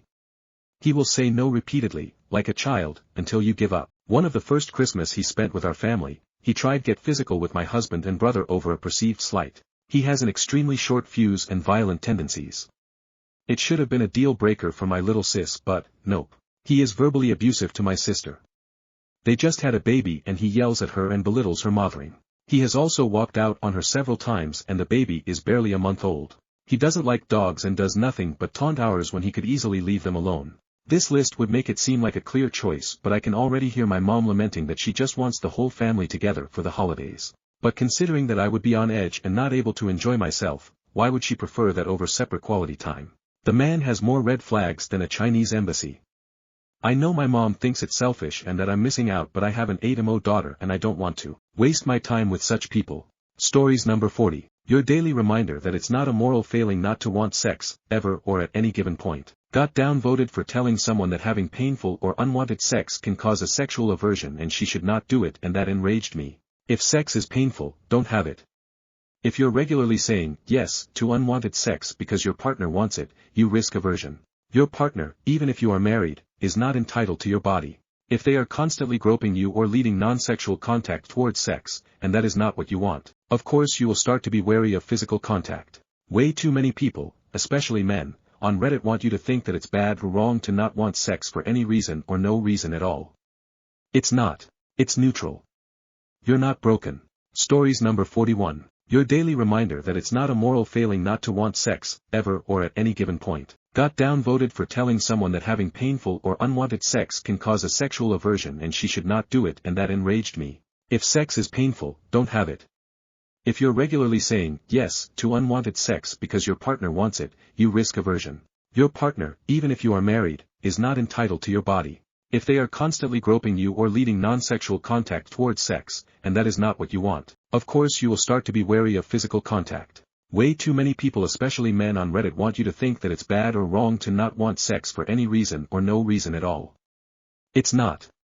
It's neutral. You're not broken. Stories number 42. Am I the asshole? For telling my husband that he, our newborn, our dog, and I need to move out of his mom's upstairs bedroom. My husband, 24M, and I, 25F, moved in with my husband's widowed mom at the beginning of 2024 to save for a house while I was pregnant with our first child. My husband works full-time and I'm a stay-at-home mom to our now newborn baby.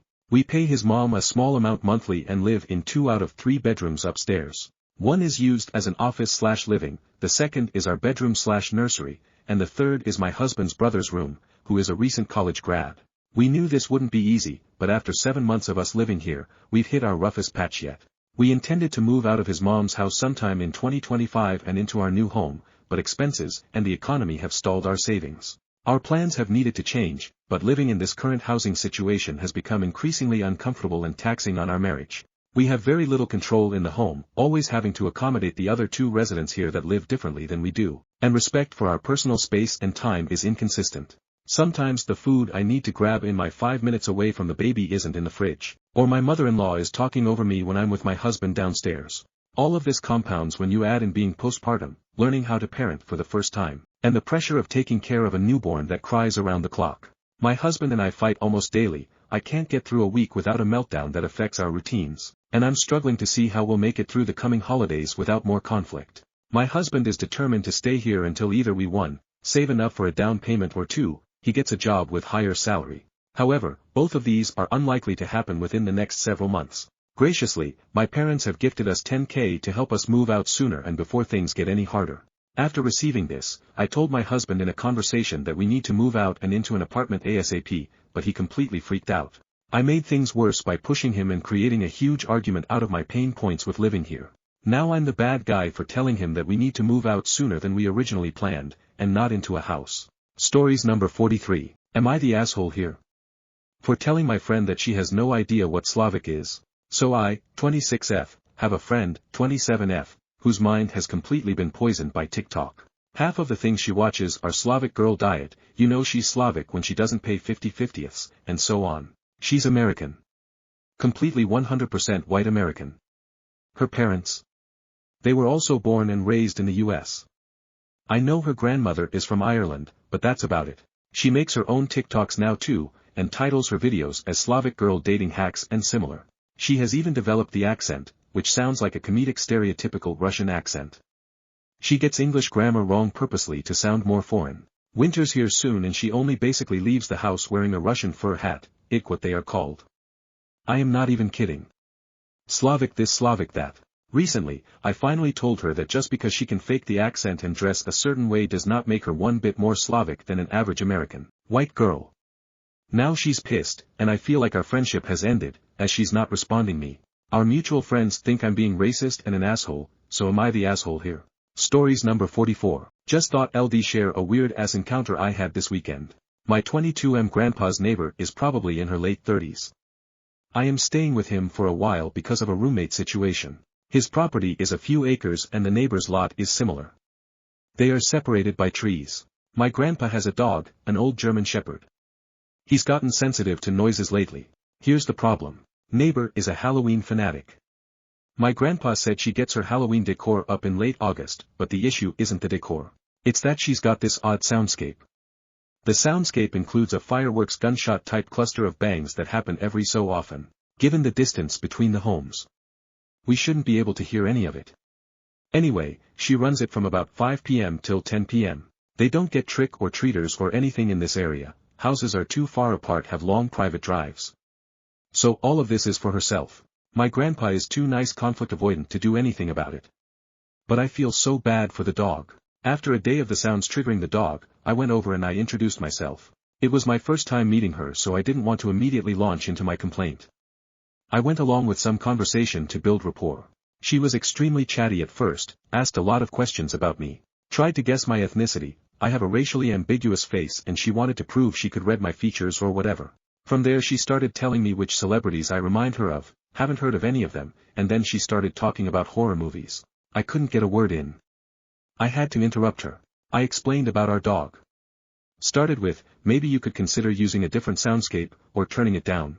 As soon as I brought this topic up she got all cold. Her whole demeanor towards me changed, but she did agree she would turn it down. She didn't. So I turned up to her door for the second time, yesterday. This is when it got weird. She answered the door in a full costume and was putting on a character that she didn't feel necessary to drop while talking to me. I tried to let her know I'm going to be making a noise complaint if she doesn't adjust her soundscape. I asked her how come she didn't turn it down. She ignored this by telling me L look like I have a delicious liver. It's hard to express how frustrating it was. I said nothing. I just stared at her, irritated, hoping she'd drop the act. Instead of getting serious she kept the weird voice going and told me, lower your eyebrow, why are you so grumpy? She also tried to reach out slowly to touch my face or something. I just turned around and left. This woman was still in her fucking character. She said something after me but I was not able to make it out enough to quote it here. I got home and made a noise complaint. Cops took my statement, then they went over and talked with her. No more soundscape. Peace and quiet. Today she left a dead bird on the doorstep. The update. She doesn't play the soundscape anymore, but she stuck some weird ingredients to the door handle of my vehicle. I touched the stuff and it got all over my hand. I had a feeling it was something witchy, so I asked on Reddit and learned it is love spell ingredients. Assuming that was for me, but not completely discounting my grandpa lol. A few days after she left me the bird, she turned the soundscape on just as I was going past her house during my run. From the way she timed it / turned it off when I had reached my grandpa's house, it was deliberate. I found it amusing because it was kind of clever. She wrote a note to me in my grandpa's native language, which is Korean. It's basically a copy of the phrase, if you gaze long into an abyss, the abyss gazes also into you. The dog is safe and nothing has happened to him. I have already mentioned this, but there is a police report / case number assigned to this incident and I taught my grandpa what number to call so he can continue reporting other events if they happen, to add to the paper trail. He has working security cameras on his front and back porch that are fairly decent. This is not my permanent residence, but I'm sure he will be fine. Update 2, neighbor loves Halloween. A few people reached out to see if anything happened on Halloween. I was going to wait on an update until there was a conclusion, but I'm not sure when that might be. To avoid spamming, I won't be making any other updates until this matter is resolved. To answer the question, I got the most. I wasn't at my grandpa's place on Halloween or the following day, but he told me he saw the neighbor in the woods by his property line. She was wearing a costume, looking something like the girl from The Ring. He said he noticed her standing there facing the house in the middle of the day on Halloween, but other than that nothing happened. I was here on Saturday and that's when she threw a party. It was raining but you could hear the bass from her music and there were cars in her driveway. Around 10 p.m., the doorbell rang and when I answered, it was her, looking just like my grandpa had described. Same costume. I couldn't see her face that well through all the hair, but I recognized her voice. She seemed panicked and she was speaking so fast I couldn't make out everything she was saying, but the gist of it was that she needed help, and wanted me to call an ambulance. Before I could process what was happening, or even say anything, she hugged me. It wasn't really a normal hug, but I don't know how else to describe it. Currently, I have an arm sling for an injury, so when she slammed into me, that arm got sandwiched between us and the sudden pain made me tense up and freeze. I genuinely thought she was in distress and believed her because it seemed different than the time she was acting like some character. I think I said something like, "It's okay. I'll help you," in an attempt to reassure her, and with my free hand I tried to push her head away. She was clinging to me so hard, I didn't know what to do. She was making these weird hiccuping sounds and was covered in something that smelled like diesel. The party was still going, so I just assumed it had something to do with that. Maybe she was intoxicated or under the influence of something. I told her I needed to get my phone so I could make the call. I asked her some questions but she didn't answer. She eventually calmed down and let me go. She stood by the door, all quiet. I wanted to get my phone first anyway, but by the time I returned, she was gone. I checked the camera and it showed she walked off the porch. The police took 50 minutes to arrive that night. I explained what happened and showed them the porch camera footage. They went to her house for a wellness check, and an ambulance showed up too. They told me to stay at my house, so I didn't go with them. Today she came by looking normal. She asked why I called the cops on her party and completely denied it was her at my door the other night. I didn't bother with the conversation after that, I just shut the door in her face. Since my last update, she has found my Reddit account, so I won't disclose any next steps. I thought about not doing any more updates altogether, but I felt bad about leaving people hanging. Stories number 45. All he had to do was keep his mouth shut. I generally consider my dad to be a decent person who has fallen for conservative rhetoric for years. It has taken a lot of therapy to be comfortable having himself in my life, and now my son's life. We have had an unspoken agreement to not talk about politics, especially candidates, and we've been doing well talking about general ideals and values. It's actually been almost nice. Well, now that is out the window. He is currently visiting from out of state, arrived the day after the election. He lasted 2 whole days before he decided he needed to bring up the election, mocking people who are worried about the consequences of how the election went, claiming everyone is overacting. He literally said, "I fucking hate the guy," about Trump, followed by claiming he is a good leader and all the disgusting things he said have been taken out of context. Now we're reconsidering our move back to my home state to be near family. The rest of his week here will continue to be uncomfortably awkward. My parents will no longer be our plan for childcare when we do move. He could have just kept his mouth shut. Instead, he decided it was more important to put people, including me and my husband, down for their legitimate fears around this new administration. ETA, since I keep seeing this come up, the only reason my parents were our plan for childcare is because they asked to be. Yes, this is a privilege to have that as an option in the first place, but it was in no way an expectation. They are retired, my son is their only grandchild, and they want to spend as much time with him as they possibly can. Stories number 46. Am I the asshole? For not letting my partner fake propose to me while on vacation. Genuinely was not sure what sub to post this in. My F28 partner, M30, and I went on vacation last week for our 2-year anniversary and just got back 2 days ago. It was a fantastic, amazing and romantic vacation, all up to the point when my partner suggested we ask a stranger to take a picture of us in a fake proposal in front of the Eiffel Tower.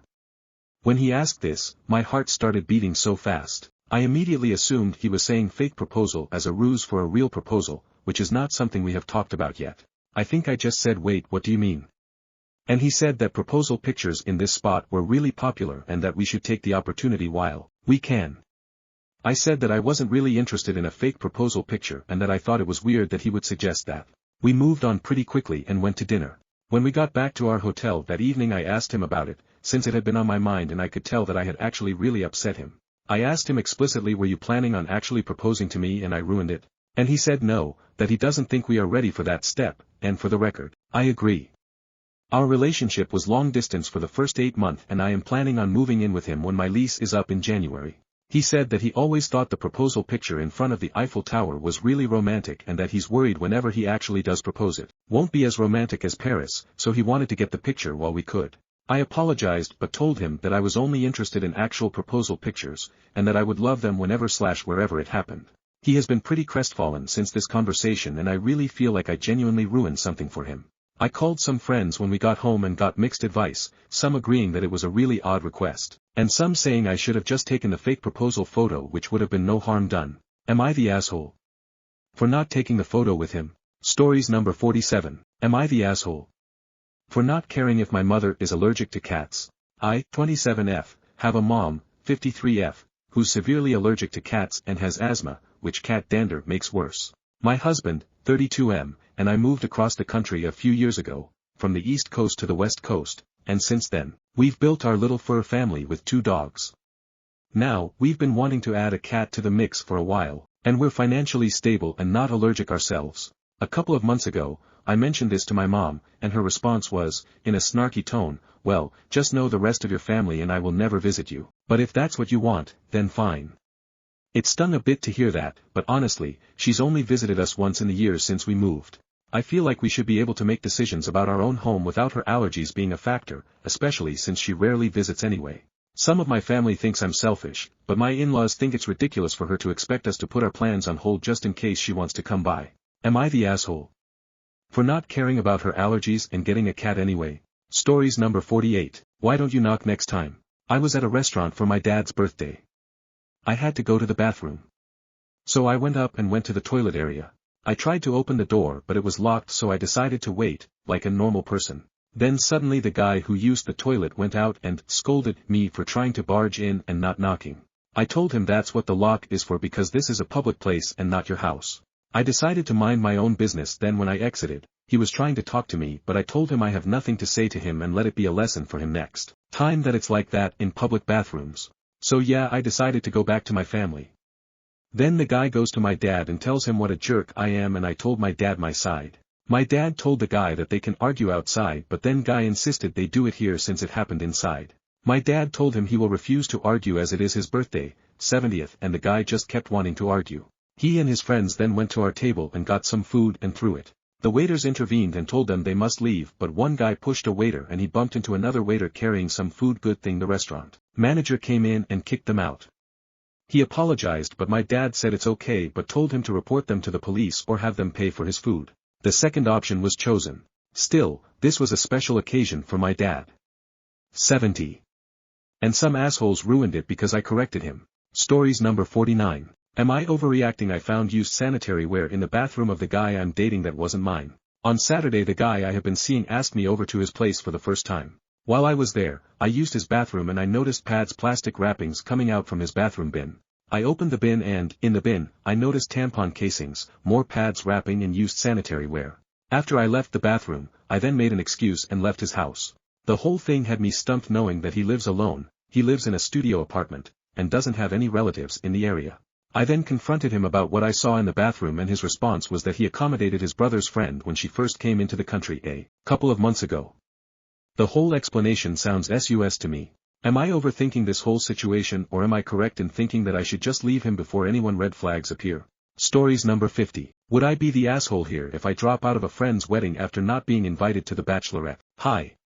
So, I 25F am currently being pushed back and forth with my choice, and I thought the lovely people of Reddit might be able to rein me in. I am currently 13 weeks pregnant and my friends around me have all been very happy and excited for me. However, my childhood friend 25F, let's call her Lisa, stonewalled me since I announced at 8 weeks. I had assumed it was wedding stress, but now I'm seconding guessing this. In the weekend I was scrolling Instagram and I came across a post where she had thanked everyone for coming to her bachelorette. Photos of it's the girls and her smiling in the middle, and I sorta sat there shocked.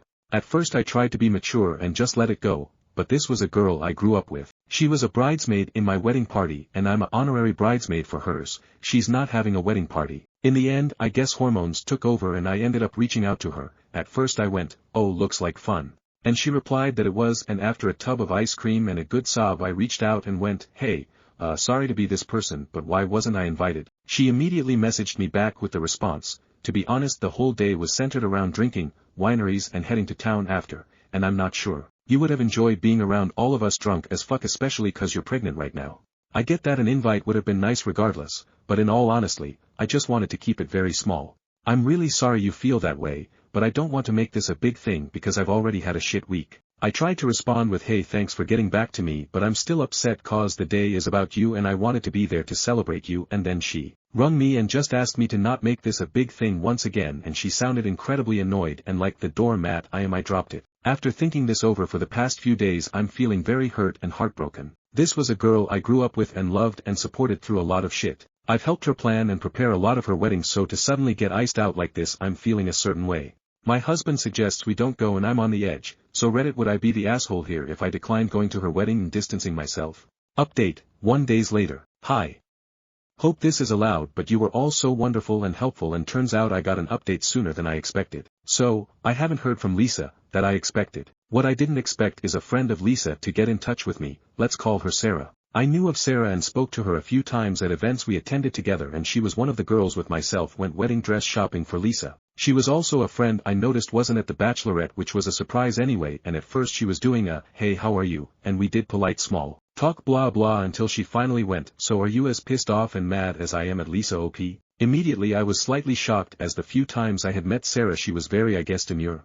That opened the floodgates of information, and she told me everything she knows. So what I didn't put in the post is I actually waited 2 days before messaging Lisa about the lack of invite. Turns out 3 of Lisa's friends who also weren't invited hit her up immediately after she posted on Instagram asking why they weren't invited. Turns out these girls absolutely chewed Lisa alive, and my confrontational was soft, and finally it was revealed what actually happened, and now I'm even more confused. So Lisa admitted to Sarah that her sister-in-law planned the bachelorette and just decided she was only going to invite the friends she knew. So, Lisa's usual group of 8-10 friends including me got narrowed down into 4, and Lisa decided not to correct her sister-in-law and just went with it, not realizing how many people she would be upsetting with not inviting people. Apparently once people started attacking her, Lisa buried her head in sand and started making up lies to everyone on why they weren't invited, and using the same excuse of, don't make this a big deal, until everyone realized the reasons were bullshit and called her out for it, and the real truth came out. Sarah has informed me the girls who weren't invited have all pulled out of the wedding, their partners included, because they got the same annoyed response from Lisa before she told the truth, and they all thought they didn't deserve that. Then she finally asked me what Lisa told me, and I went deathly quiet on the phone before finally admitting she used my pregnancy as an excuse, which then started poor Sarah on another rant of anger on how Lisa could say that to me when I'm pregnant.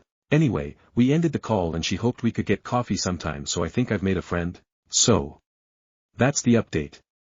This pregnant lady is very confused. And I'm currently the #1 buyer of ice cream at my local dairy, lol. 1 month later. Just want to give a big thanks to everyone on Reddit for coming along on this wild journey with me. You have all helped me not go insane this past month.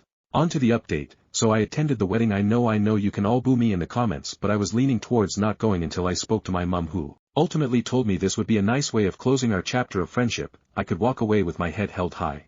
Later she told me that also Lisa's mum begged my mum to convince me attend. I attended with my husband, and I immediately noticed the vibe and aura was completely off. People of Reddit who are married who will understand me, weddings feel like love, this didn't. This was technically an Instagram picture perfect wedding, but it could have been anyone's wedding. It didn't feel personal. My friend barely smiled unless it was photos, her vows were robotic, and the MOH was useless. That was my biggest pet peeve. It is not that hard to see the bride's dress needs fluffing or she needs a drink, and even I'll admit I felt no joy watching speeches and how everyone spoke about the groom and threw something in for the bride at the last second. The bride acted like we were good, like there was no beef, like the bachelorette thing never happened. I felt strange. I didn't like it because I know her and she isn't able to hide her emotions, and she wears her emotions on her sleeves, so I think she genuinely thinks nothing is wrong between us. She pulled me aside and said how she loved and appreciated me and how she was excited to be an honorary auntie, and kept touching my belly and blowing kisses at it. I left the wedding feel a lot of emotions. I know I'm hormonal right now and I feel everything, but I don't know. But I can sit here and admit the friendship is done. I don't think I can look at her the same after everything I learned talking to my mother and with how I was treated. The chapter is closed, and other than the bridesmaids thing I can look back somewhat fondly on our childhood and time together, planning our marriages, out with our Bratz dolls. I've never been good with friendship breakups, but this time I think I am. I think I'll be okay. Thank you all for listening to the rambles of this pregnant lady, who has also all enjoyed your ice cream recommendations. You have all expanded my horizons. And I'm sure the little one in my stomach appreciates it too. Signing off. Stories number 51. Men don't carry their own moisturizer. The title may sound bizarre, but hear me out. I didn't realize it until now. See, I have very dry hands, so I always keep a hand cream with me. Plus, my office is centralized AC, so my hands dry out faster. Since winter is coming, my male colleagues have started to ask me to give them a dollop of hand cream. I didn't deny them. I thought it was one-time thing, then it turned into a routine. Today it got to the point that my male coworker didn't even ask for my permission to use my cream. He just took it from my desk, and that too right in front of my own eyes. I was pissed. Hand creams are very expensive and they use it like it is their own property. These are the same men who brag about washing their faces with dish soap. Not joking, one time I ordered a face wash from online and had it delivered to my office.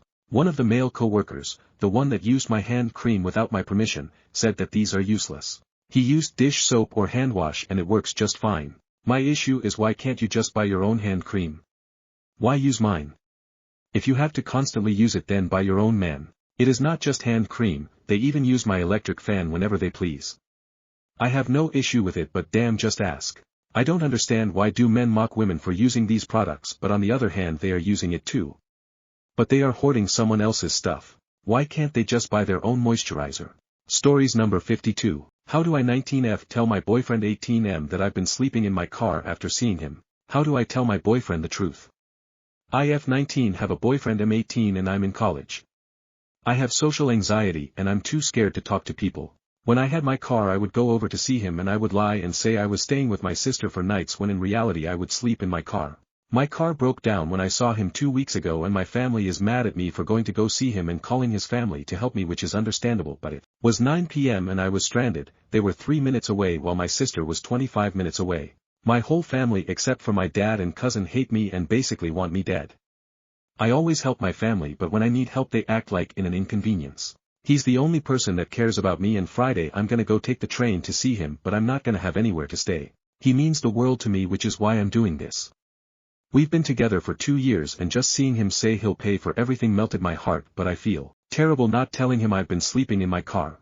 I go to the dark part of apartment complexes parking lots and sleep till 6:30 a.m. then wake up and park at a park while scrolling on my phone or go to the library. I don't want him to think of me as gross or worry about me. I also don't want to put myself or my problems on him or his family ever again. I really hate asking people for help but they truly don't deserve any stress. I also don't want him to worry about me and start asking me to sleep over because it's his parents' house and it just morally feels wrong as well as we're young. And we shouldn't be sleeping over like that. In my eyes it feels wrong. Update, I appreciate the support. I will tell him in person so that I can comfort him and we can talk through everything, even though I do understand he will be angry about me for feeling like I had to sleep in my car because I didn't want to be a burden, even though essentially, I really could have been kidnapped or killed. Looking at this now I feel like an idiot. Lesson. No matter what you're going through and no matter how small people make you feel, you deserve all the love and care in the world. Never be afraid to ask for help. Stories number 53. Am I the asshole for calling my friend a creepy weirdo after she posted a TikTok about my husband? I, 28F, am friends with this girl, let's call her June, also 28F. In fact, my husband, 32M, and I often hang out with June and her boyfriend, i.e. go on double dates, have weekend trips, etc. We've known each other for over 2 years. I would say that we four were pretty tight as a group, up until this weekend. My husband is an orthodontist. One of his patients is June's half-sister, Raya, 12F. June often is the one accompanying Raya to her dental appointments. June is also a small-time online influencer. She's always recording and vlogging and stuff. Though my husband and I have made it clear to her and we're absolutely not okay with our faces in her vlogs online, and she seemed to respect that boundary. We don't use social media, apart from Reddit, and we trusted her word when she said she's not gonna post us online. Cut to last weekend, my brother sent me this TikTok link with the message, "Dude, you gotta watch this." I opened the link and it directed me to June's TikTok account. She doesn't have much followers, less than 10K, but the particular video he sent me had like 500,000 views/likes, I'm not sure which. Lo and behold, it was a video compilation of my husband with the title, "God, I See What You've Done for Others." The video was honestly the creepiest thing I've ever seen. She had recorded my husband during various of our double dates together, and it was clear he wasn't even aware he's being recorded. In some of the clips, she would start with her face and then pan the camera towards my husband with a cutesy expression and mouthing words like, "Oh my God." The worst one was where he was working on her half-sister Raya wearing scrubs and she'd recorded even that. She didn't even bother to blur out the kid's face while she was lying on the dental chair. I showed the video to my husband and he was horrified. He said it made him so uncomfortable and violated knowing that someone had been secretly recording him. He was angry that she'd recorded him working on a patient. He texted her asking to take down the video and delete every video she has of him. First she feigned ignorance, then she said that she meant no harm and that it was all for online engagement since, I quote, "TikToks with hot guys go viral very fast," and that she'd gained a lot of followers after posting that. This was all so weird, but my husband and I got our families and friends to report the video and thankfully it's being taken down now. This pissed off June and she sent me a long-ass text saying how I was jealous of her online success and that I couldn't stand seeing her succeed blah blah blah. I replied saying, "You're delusional and unhinged. You're not successful and you'll never be. Stay away from us, you creepy weirdo. Now she's all weepy and depressed and has been telling our common friends how mean I was to her. She's also been posting about mental health on her socials and about how mean some women are with their words lol. Am I the asshole here? Update. I don't want to make another post for the same thing and I doubt I'm gonna be updating again. My husband's practice reached out to Raya's parents and informed them about the situation via an email, as they wanted everything documented, like I mentioned in the comments. The parents have responded. They are shocked and very, very apologetic.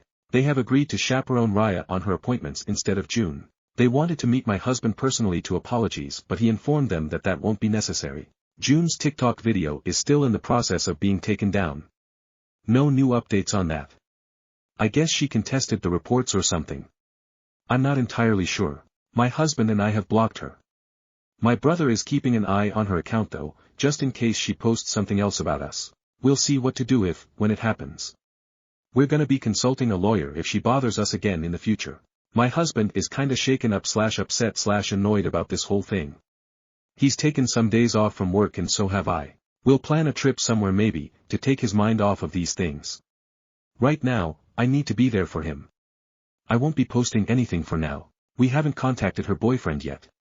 My husband is not in the right headspace right now and I feel it'll be better if we focus on ourselves for the time being.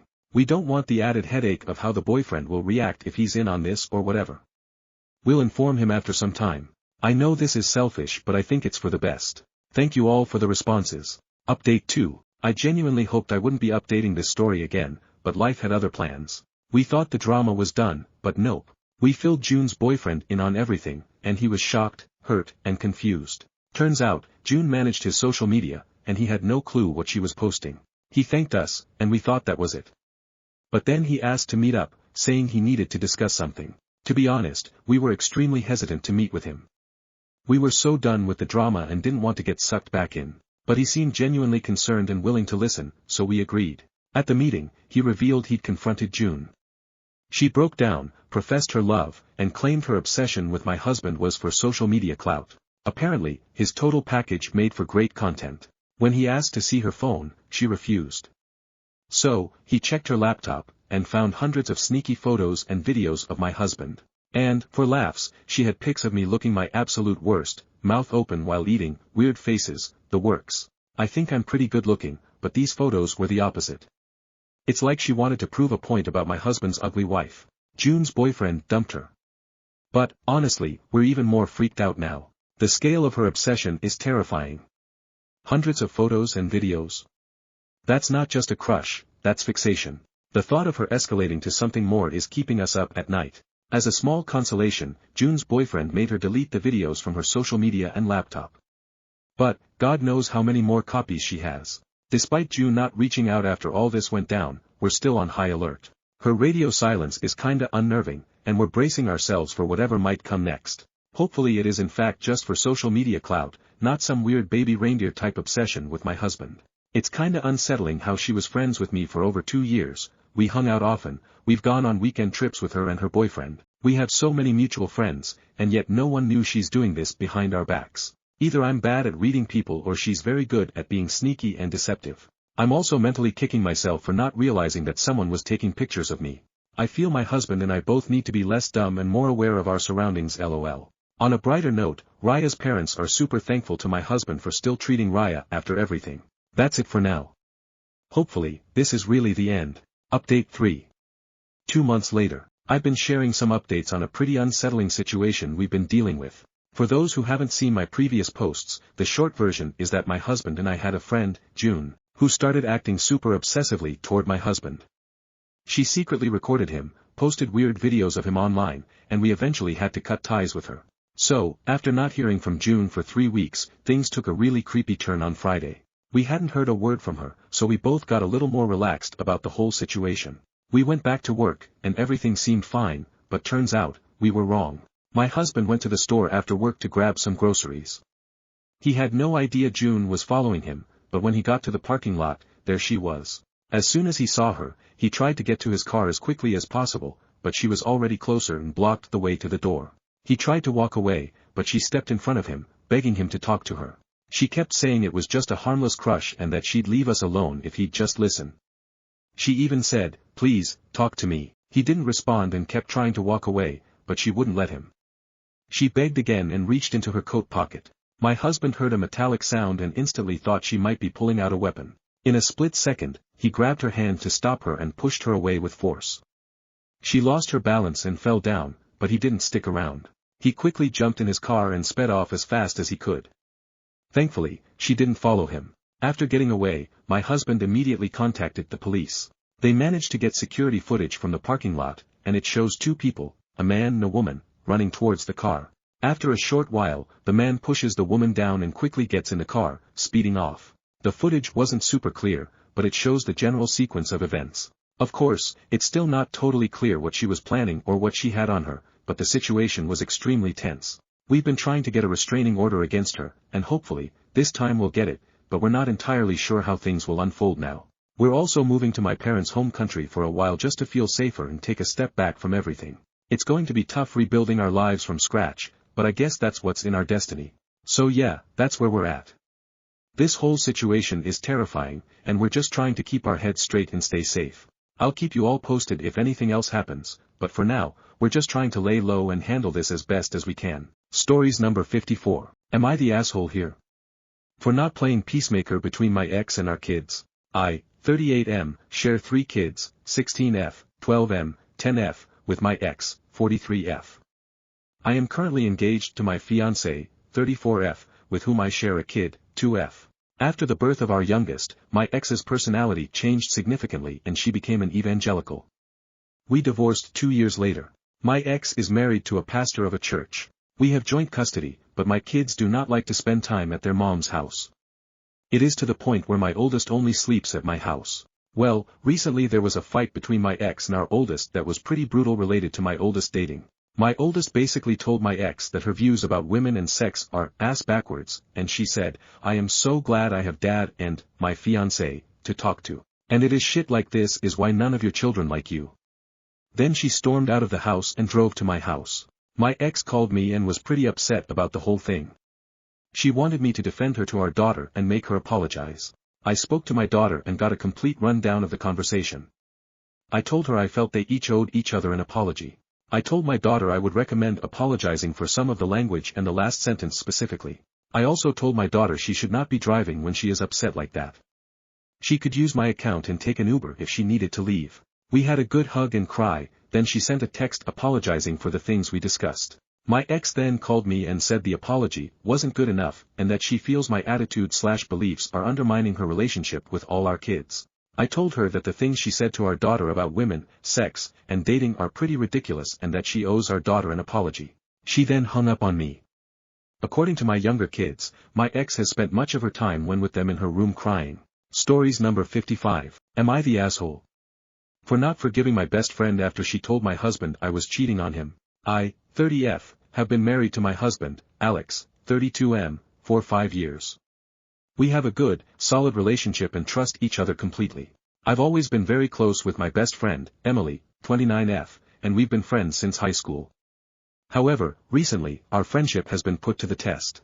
A few months ago, I went on a business trip for a week, and during that time, I noticed Emily was acting a bit strange. She seemed distant and wouldn't respond to my texts as quickly as usual, but I didn't think much of it. I figured she was just busy with her own life. When I came back from the trip, Alex confronted me about something that completely threw me off. He told me that Emily had contacted him while I was away and accused me of cheating on him. She claimed that she saw the way I was flirting with someone at a work event and that I had been texting other guys in a way that seemed inappropriate. I was absolutely shocked and devastated. There was no truth to what she said, and I couldn't understand why Emily would tell Alex something like that. I've never once been unfaithful, and I had no idea where she got these ideas from. I confronted Emily, and she admitted that she had seen me talking to a male colleague at the event, but she took everything out of context. She said she didn't like the way he was looking at me and assumed something was going on. I was furious. Emily had never said anything to me about her concerns, and instead, she went behind my back and accused me of cheating. I told her that I couldn't trust her anymore and that I needed space. She apologized, but the damage was done. It felt like she completely betrayed me and violated my trust. Now, some of our mutual friends are telling me that I should forgive Emily, saying that she was just looking out for me and that she was worried about my relationship. But I don't feel like I can ever get past what she did. I've tried to move on, but every time I think about it, I feel so hurt and betrayed. So, am I the asshole? For not forgiving my best friend after she told my husband I was cheating on him. Stories number 56. Would I be the asshole if I walked away my husband after 25 years because he asks too many questions? Advice needed. My husband, M43, and I, F42, have been together 25 years, married for 14 years. I have always thought our relationship was great and any problems we ever had were my fault because I have always seen him as a very smart, sweet, generous, and caring man. When we argue, he is always calm and rational. I, well, am not. I tend to get so mad that I find myself at a loss to argue for or defend my position. This is because my husband asks a lot of questions, about everything, especially when he doesn't like something or feels it could have been done better. I think this is really annoying and frustrating. He says he is, just trying to understand, but it often feels like he is trying to get me to understand how ridiculous whatever I did was. This feels belittling. The best way to describe it is he speaks to me like a parent speaking to child and trying to get them to understand what they did wrong. This is especially enraging to me when he couples it with statements like, I just want to understand your thought process, and, I want to empower you to handle this situation, or, how does that make sense? He often does this in front of our kids, M6 and M3, and they are now talking to me the same way. Asking me things like, why didn't you do that earlier? And, do you think that is best thing to be doing right now? Or, you should have just done, X, why didn't you think of that? It's infuriating and I have always let it slide because I always assumed I was reading into what he says and how he says it too much and because I have a hard time articulating what my husband is actually doing to upset me. He says he's just asking questions but it feels more like an interrogation. I feel like I have to be ready to justify everything I do and say. I have developed anxiety over it. I have anxiety over simple things like grocery shopping. Why did I change our brand of soap? Why did I pick that particular soap? Was that the only soap like that? Did you look for other options or just that one? Did I only check Target or did I look anywhere else for our regular brand? Etc. I don't even know what to call what he does. Is it gaslighting? Manipulating? Or am I just too sensitive and there is nothing wrong with asking questions? There are other issues that we have but this is the one that makes me feels like I'm crazy because I know what he is doing makes me feel bad but I can't explain why. So would I be the asshole if this is the straw that breaks the camel's back and forces me to walk away after 25 years? Any advice is greatly appreciated. Stories number 57. My heart is sinking. My heart sinks every day. Every moment I think about what I might have to do to leave, to a safer place for women. I don't want to leave my family, my friends, my business, my clients, my home, my America. But America is changing. It's been brainwashed with brilliant propaganda that has even the smartest among us questioning common sense. The king is wearing no clothes. America was an experiment, and I'm afraid it has failed us. Do I stay and fight, or leave and save my life? I'm scared for the women. I'm scared for my friends.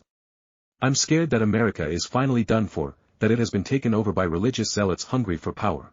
Believe him when he says, you won't have to vote anymore. Stories number 58. Am I the asshole here? For how I reacted when my niece announced she was engaged. I, 33M, have a pretty big age difference with my brother, 44M.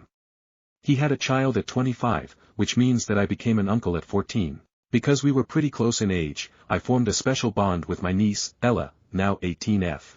When she was 16, my brother and his family moved away so I've been seeing them less recently, but we keep in touch and catch up at family events. Last year, at Christmas, my niece told me that she had a boyfriend and told me a bit about him, but I didn't know the guy. He was invited for Easter and a couple of other events, but was never able to make it. When we were planning our mother's birthday, my brother decided to invite Ella's boyfriend so that we could all meet him. Yesterday was the birthday. I was looking forward to meeting Mark, Ella's boyfriend, but was very confused when I saw her walk in with a man that looked double her age. Spoiler alert, he is. She introduced him to me, and I politely smiled but was deep down very concerned. I went to my brother to ask how old Mark was and he told me that Mark is 36, so literally double Ella's age. She had told me that he was a bit older but I assumed like early to mid-20s, not almost 40. That's when they called us in the living room to share exciting news. Ella showed us a ring and revealed that they were engaged. I just said what the fuck and everyone turned around and looked at me like I was crazy. I told them that they were out of their minds if they thought this was normal, that there was no world in which a 30-something should date an 18 years old, and that she shouldn't be getting married. All of them accused me of ruining Ella's happiness. Some even said that I was jealous of Mark, which is so fucking disgusting I can't even explain it. I mean, I'm younger than Mark, but never in a million years would I ever consider dating someone younger than 25. They told me that it was perfectly legal as they were both adults, which isn't true because they've been dating for a year and Ella turned 18 7 months ago, and that if they were happy that's all that matters. I told them that they were sick for allowing this and that he was a predator but they wouldn't listen. I know this isn't my business, but I can't help but fear for Ella. She is young and doesn't really know what she's getting into. I'm really scared of her getting married and being unable to leave him when she realizes how sick it was. I then left and slammed the door, and have been receiving pretty wild messages and calls since then. I don't know if I was wrong for this and am just overreacting, and if I wasn't wrong I don't know what I can do to make them realize how wrong it is. Am I the asshole here? Update, 1 day later. If you didn't see my previous post, here's a TLDR, my niece is 18 and getting married with a man who's 36. They started dating when she was 17. When she announced she was engaged I said that it was wrong that he was so much older than her, but everyone else found it okay. So I've taken the past 24h to really reflect on all of this. I tried to take in most of the advice in the comments, and here's what I have decided. I don't think that me telling her and everyone that the relationship is weird was wrong. I do however think that I did it wrong and it was pretty harsh because it was in the heat of the moment. But I still find this very creepy and don't think she should get married. What I've decided to do is apologize to her. I sent her a text saying I was sorry for my outburst and that I should have thought it through beforehand. I told her that I never wanted to make her feel like I didn't want her to be happy, and that I loved her very much and had her best interests in mind. Ask her if we could talk about this. I asked if she would be okay and free to hang out and maybe get coffee this week to talk about all of this with a clear head. I really want to try and get her to see why it's weird and that maybe marrying him is not a great choice. Explain myself to my brother. I sent him a text saying that I was sorry for the way I said it, but that I still thought that it needed to be said. I explained to him why I think Mark is a predator and this relationship could have a very negative and damaging impact on Ella. I'm still waiting on their replies. I'll update when they reply, or when I see Ella, if she accepts, depending on how long it would take. In the meantime, I really want to thank everyone who gave me advice and was constructive, and really tried to help my niece out of this situation. I also send my best to all of the people in the comments sharing similar stories when they were the teenager getting groomed. I'm so sorry this happened to you and I really hope you're doing better now. Stories number 59. Am I overreacting? My 27M, GF, 26F, has a secret to-do list, with my name on it. So this is one of those situations where I'm not sure if I should be weirded out or laugh it off. My girlfriend, let's call her Sarah, and I have been dating for about a year. She's great, super organized, and a huge list maker. She has a list for everything. There's a grocery list, a meal prep list, a to-read book list, even a Sunday chores list on the fridge. All totally normal, right? Well, last week, I was over at her place and noticed a notebook on her coffee table. I thought it was her regular notebook, so I opened it up to see if she'd written anything funny or random, which she does sometimes. But then I saw it, to do, fix, boyfriend's name. And below it was a list of things, about me. Things like, 1. Get him to start working out. 2. Make him drink less coffee. 3. Convince him to wear less black. 4. See if he'd be interested in learning about skincare. 5. Try to limit his screen time at night. Some of the things are understandable. I drink a lot of coffee, and my wardrobe is basically all black. But part of me felt kinda uncomfortable seeing this. It's like I'm her latest project, and it's weird because she's never said she wants me to change anything about myself. She just laughs it off if I mention my coffee addiction or whatever. I'm torn. On one hand, I know she loves me and is just looking out for me in her own way. But on the other hand, is this normal? Like, am I being too sensitive about this? Should I bring it up, or am I overthinking? Edit, about 15 hours ago, I decided to bring up the list with her, and it turned into one of the biggest fights we've ever had. I asked her why she'd written all those things about me, hoping she'd say it was just a silly list or something. But instead, she got really serious and told me, I'm only trying to help you be the man I know you could be. When I said it felt like she was trying to control my life, she looked at me like I was the one in the wrong and said, if you want this relationship to work, you need to start taking these things seriously. I can't stay with someone who doesn't want to improve. It didn't stop there. She basically told me that if I don't make these changes, she'll have to reevaluate whether we're compatible. She listed off things she thinks I need to work on to keep her happy, like cutting back on time with my friends, changing how I dress, and learning to make better choices, which, apparently, includes what I eat, when I sleep, and even my hobbies. I told her this all felt unfair and extreme, but she just said, if you loved me, you'd understand why this is important. Since the fight, she's been giving me the cold shoulder, barely talking to me unless it's to remind me of something on the list. She keeps saying I need to prove I'm serious about our future and that if I'm not willing to make these sacrifices, maybe I'm not mature enough to be in a committed relationship. I honestly feel trapped, like if I don't do exactly what she wants, she'll leave. Stories number 60. Am I the asshole? For scheduling chores. I'm usually at work at 8 a.m. or 9 a.m. while my roommate works from home. I also have fibromyalgia, so I get extremely tired after work, but I still ended up with doing everyone's dishes. That's fine by me, but since I get tired, I repeatedly state I start dishes at 6 p.m. Any dishes created after 6 p.m. will just be left to be cleaned in the morning tomorrow. Another housemate has the chore of cooking home meals half the week, but she doesn't account for when everyone will usually be home or not. This is weird because then she gets mad no one is eating the dinner when it's fresh. We have reiterated that everyone is thankful to have any food at all, and if she genuinely dislikes it, someone else can do house cooking. She says she still wants to do the cooking.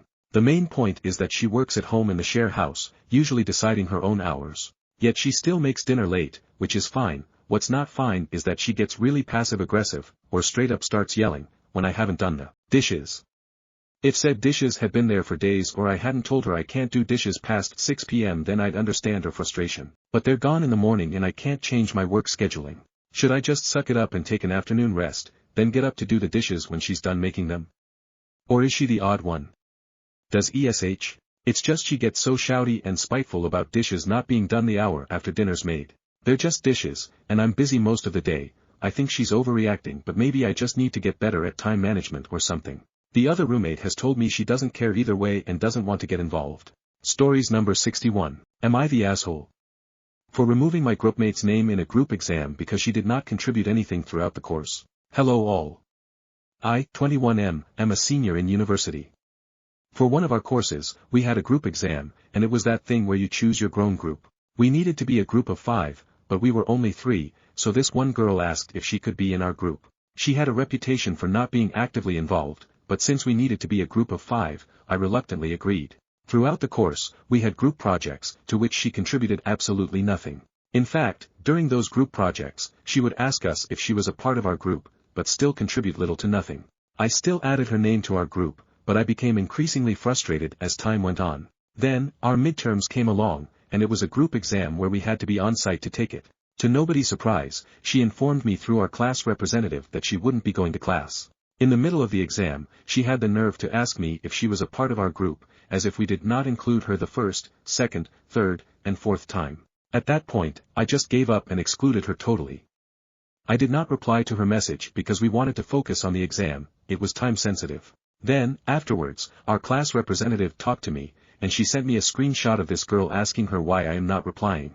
To this day, I still did not reply to her messages and now she is pretty upset at me. So, am I the asshole? Stories number 62. Am I the asshole here? For breaking up my family and purposefully causing my stepmom to lose her child's custody and my father his? I, 24M, moved away from home at the start of the pandemic. Back home I have a younger brother, 12, and a stepsister, 10. I always had a fantastic relationship with my stepmother, even better than I had with my father or mother honestly. We were always really close and felt like a really close family. During the pandemic it was clear that both my father and stepmother had a sharp decline in mental health, but nothing overly alarming and they never really became abusive or bad parents in any way. That was until about 1 year ago. They were expecting their first child together. At first everyone was incredibly happy for them, me and my siblings included, but then it started. Stepmother started becoming unstable and very clearly showing some early signs of abusive behavior, which I think started affecting my father at first, because soon after he crawled himself into his work and a bottle and became extremely distant from everyone. My guess is that when he removed himself of the situation as much as he could, the target was painted in my siblings' backs. They would always tell me how she was angry, screaming, always finding shit to berate them for. But I mostly thought that was the pregnancy hormones taking their toll and that it would eventually get better. So I comforted them best I could and told them that she was going through a hard time and that we needed to try to be understanding. It never stopped. The kid is now 6 months old, and it seems to only have gotten worse. I tried talking some sense into my father, nothing ever came of it. So when my brother came to me with a bruised face and told me she had hit him, I went absolutely nuclear with everyone. I didn't even contact my parents. I collected all the evidence I could, went straight to the authorities, then mother, then step-siblings, father, in that order. I didn't give a shit about them anymore. My siblings were the priority. A bunch of legal procedures that honestly I don't understand later. My mother has my brother. Stepsister is with her father and the baby is with my paternal grandparents, although what will happen to him permanently is still being decided. Since then, I have taken a lot of shit from both families for not going to my parents and trying to solve the situation within the family, that I should have only went to the police as a last resort, not as my first action. They especially keep going on about how I destroyed a family by not being able to be the bigger person and talking it out like an adult. My stepmother especially kept going on about this every chance she got to talk to me. This eventually led me to simply saying me going to the cops was me being the bigger person. If I truly did what I wanted to do, you'd be eating through a tube in a coma from the beating I would give you. Which is, to be honest, exactly what I wanted to do, and the only reason I didn't is because she has a baby and a daughter of her own. Edit. I also wanted to beat the ever-living shit out of my father for neglecting his children. He's lucky, very lucky, that my brother still loves him. Stories number 63. Am I the asshole? For telling my mom she's rude after eating the dinner she made me. Not the a-hole. I have a food sensitivity to gluten. I've been to the allergy doctor etc. and they have confirmed. My mom knows this and said she made my pasta separate from the rest of the dinner. Everyone else had ravioli and my mom made me gluten-free pasta. I ate the bowl of pasta and said thank you. A few minutes later I asked my mom if the sauce had flour in it. She shook her head, no, and then said, a little. I didn't say anything right away. I was confused because she made a statement that mine was gluten-free and I didn't think to ask her about the sauce. After dinner I told her she should have told me that there was flour in the sauce and she said something like, whatever, it was only a little, and you had allergies anyway. I told her that was rude and walked away. She didn't even give me an option if I want to choose to suffer the consequences or not from eating flour. Stories number 64. The ancient shrimp lords have summoned you. $DEP launches Tuesday 6 p.m. Universal Time Coordinated. Welcome, brave void dwellers and meme enthusiasts. The Council of Chrome Shrimps has sent out a sacred summons. Only those bold enough to face the dank unknown and wise enough to heed the shrimp lords may enter our dimension. Deep1th officially launches Tuesday at 6 p.m. Universal Time Coordinated, marking the beginning of a new, cursed era in the world of meme coins. What awaits you in Deportation? This isn't just another launch, it's an invitation to transcend beyond the usual meme chaos into a realm of dank knowledge and ancient shrimp lore, where beans and forbidden wisdom collide. We've been chosen by the shrimp lords themselves to open the doors to this cursed dimension. Only those with RGB gaming chairs, dedicated shrimp shrines, and an unyielding love of cursed memes will survive. Memes as power. In Deportation, memes are currency, and only the dankest survive. Bring your most forbidden and cursed memes as offerings, for the shrimp lords demand nothing less. Respect the ancient ones. The shrimp lords have set the rules. Disrespect will result in immediate vibe obliteration and potential banishment to the backrooms. This is sacred ground, mortals. Tread with caution and bring only the best. Prepare for transcendence. Chronic exposure to our levels of dank energy may induce spontaneous T-posing, uncontrollable ascension, and a deep yearning for ancient meme knowledge. The Deportation community lives on the edge, where chaos is embraced and only the legendary pass the vibe check. If you think you're ready to join the ranks of the void dwellers and commune with the ancient shrimp council, now's your chance. The countdown to our launch has begun, and the shrimp lords are waiting. Stories number 65. Would I be the asshole if I backed out of a shared apartment lease after my roommates added someone I don't feel comfortable living with? So, a few friends and I have been planning to move into an apartment together for months. We agreed on the place, the rent split, and even had a general chore schedule worked out. We're supposed to sign the lease in about 2 weeks, and I was really excited about this setup. But today, I found out in our group chat that they decided to add another roommate last minute. Turns out they invited someone I don't feel comfortable living with at all, and they didn't even ask or give me a heads up. I get that they're friends with this person, but they're well aware of my issues with them, and it feels inconsiderate to not even mention it to me. Now, I'm wondering if I should just back out of the lease entirely. I don't want to make things awkward for everyone else, but I'm really dreading the idea of living with someone I don't trust or get along with. For some extra context, this person has a track record of being unreliable and not following through with responsibilities. I'm worried about that affecting the house dynamic, too. Am I overthinking this, or would it be reasonable to step back from the arrangement? I'd really appreciate any advice before I say something to my friends and possibly cause unnecessary drama. Thanks. Stories number 66. My 37M wife, 40F, had a breast reduction for medical reasons and now hates her body. How do I support her? So, she had a breast reduction, F2AC cup, for medical reasons, /neck pain, breast pain, etc. Before her surgery she got really anxious and asked if she was going the right thing. I told her it was completely up to her, and it's not too late to back out until they put her under. Obviously, she went through with it. Yesterday when I helped her bathe she started crying and said she hated her breasts and she feels deformed. I told her it was okay to feel that way, but I didn't think so, that she was still beautiful and sexy to me. I also pointed out that she was still quite swollen and needed to give herself time before she knows how it'll actually look. I've dealt with my own body dysmorphia, thought I was fat all my life, but I have no idea how to support her in this situation. I love her to death and just want her to be happy and comfortable in her body. How do I help her get through this? Stories number 67. My 37M wife, 40F, had a breast reduction for medical reasons and now hates her body. How do I support her? So, she had a breast reduction, F2AC cup, for medical reasons, /neck pain, breast pain, etc. Before her surgery she got really anxious and asked if she was going the right thing. I told her it was completely up to her, and it's not too late to back out until they put her under. Obviously, she went through with it. Yesterday when I helped her bathe she started crying and said she hated her breasts and she feels deformed. I told her it was okay to feel that way, but I didn't think so, that she was still beautiful and sexy to me.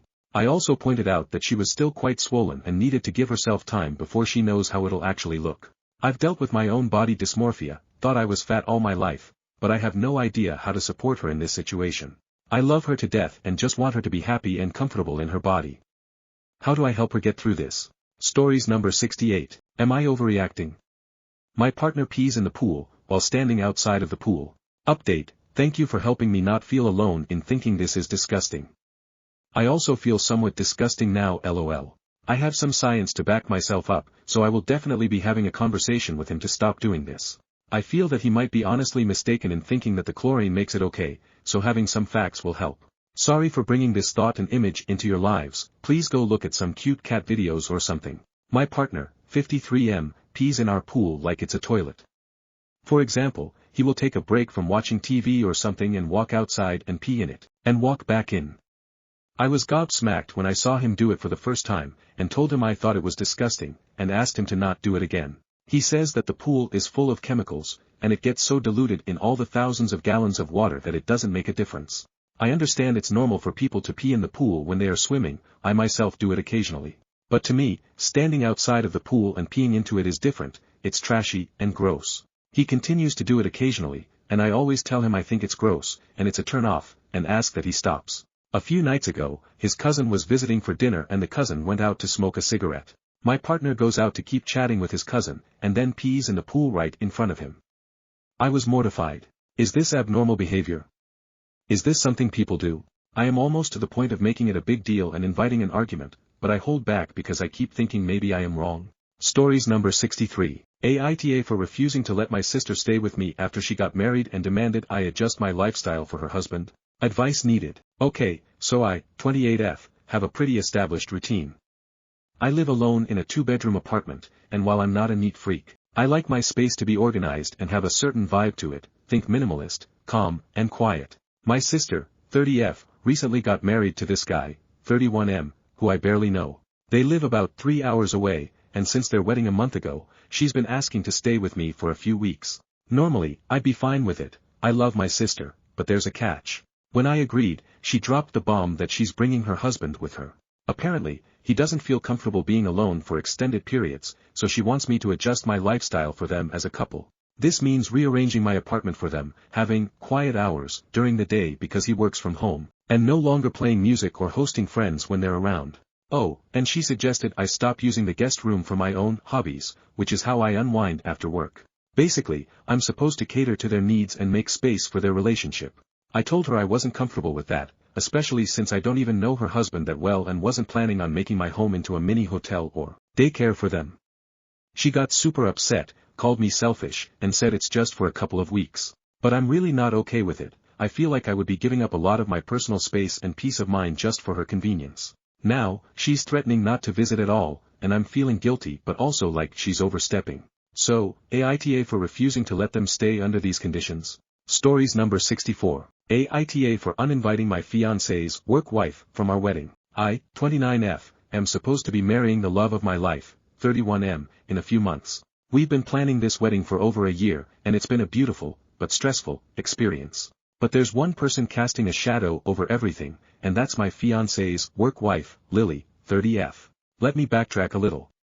My fiancé and Lily have been friends and co-workers for around 5 years. At first, I was honestly relieved he had a good friend at work, especially since his job can be demanding and a bit isolating.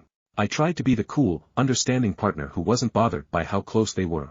But over time, their bond became, well, it became something I just don't know how to handle. Lily is a huge part of his life. They text constantly, often late into the night about everything from work issues to little jokes. She knows things about him that I sometimes don't, and it stings to realize how much he turns to her for advice and laughs instead of me. My fiancé reassures me that they're just friends, that she's his work wife, and that it's no big deal. But it feels like she's gotten so close that I'm sometimes the one on the outside looking in. As we got deeper into wedding planning, Lily started chiming in with her opinions. She had suggestions about our venue. It doesn't feel like him, our flowers, he's never liked bright colors, remember? And even my dress, mentioning offhandedly that she knew his style and could help me pick something he'd love. I tried to laugh it off, but it hurt more than I wanted to admit. Here I am planning my wedding, and I felt like I had to measure up to her view of who my fiancé is. Last week was our engagement party, and it was supposed to be such a happy day. But I kept noticing Lily glued to his side. I tried to join their conversations, but every time, she'd bring up a work story or inside joke that left me feeling like a third wheel at my own engagement. Then, in one of the worst moments, I walked up just as she was saying, you know, if you change your mind, you could always marry me instead. My heart sank. I didn't know if she was joking or half serious, but my fiancé laughed, brushing it off like it was no big deal. I couldn't just let it go. I pulled my fiancé aside later that night and told him how inappropriate her comment was. He looked at me, surprised, and said I was taking it too seriously, and that Lily was just playing around. I felt like I was going crazy, like maybe I was seeing something that wasn't there. But, how would anyone be okay hearing that from someone so close to their fiancé? The last straw came toward the end of the night.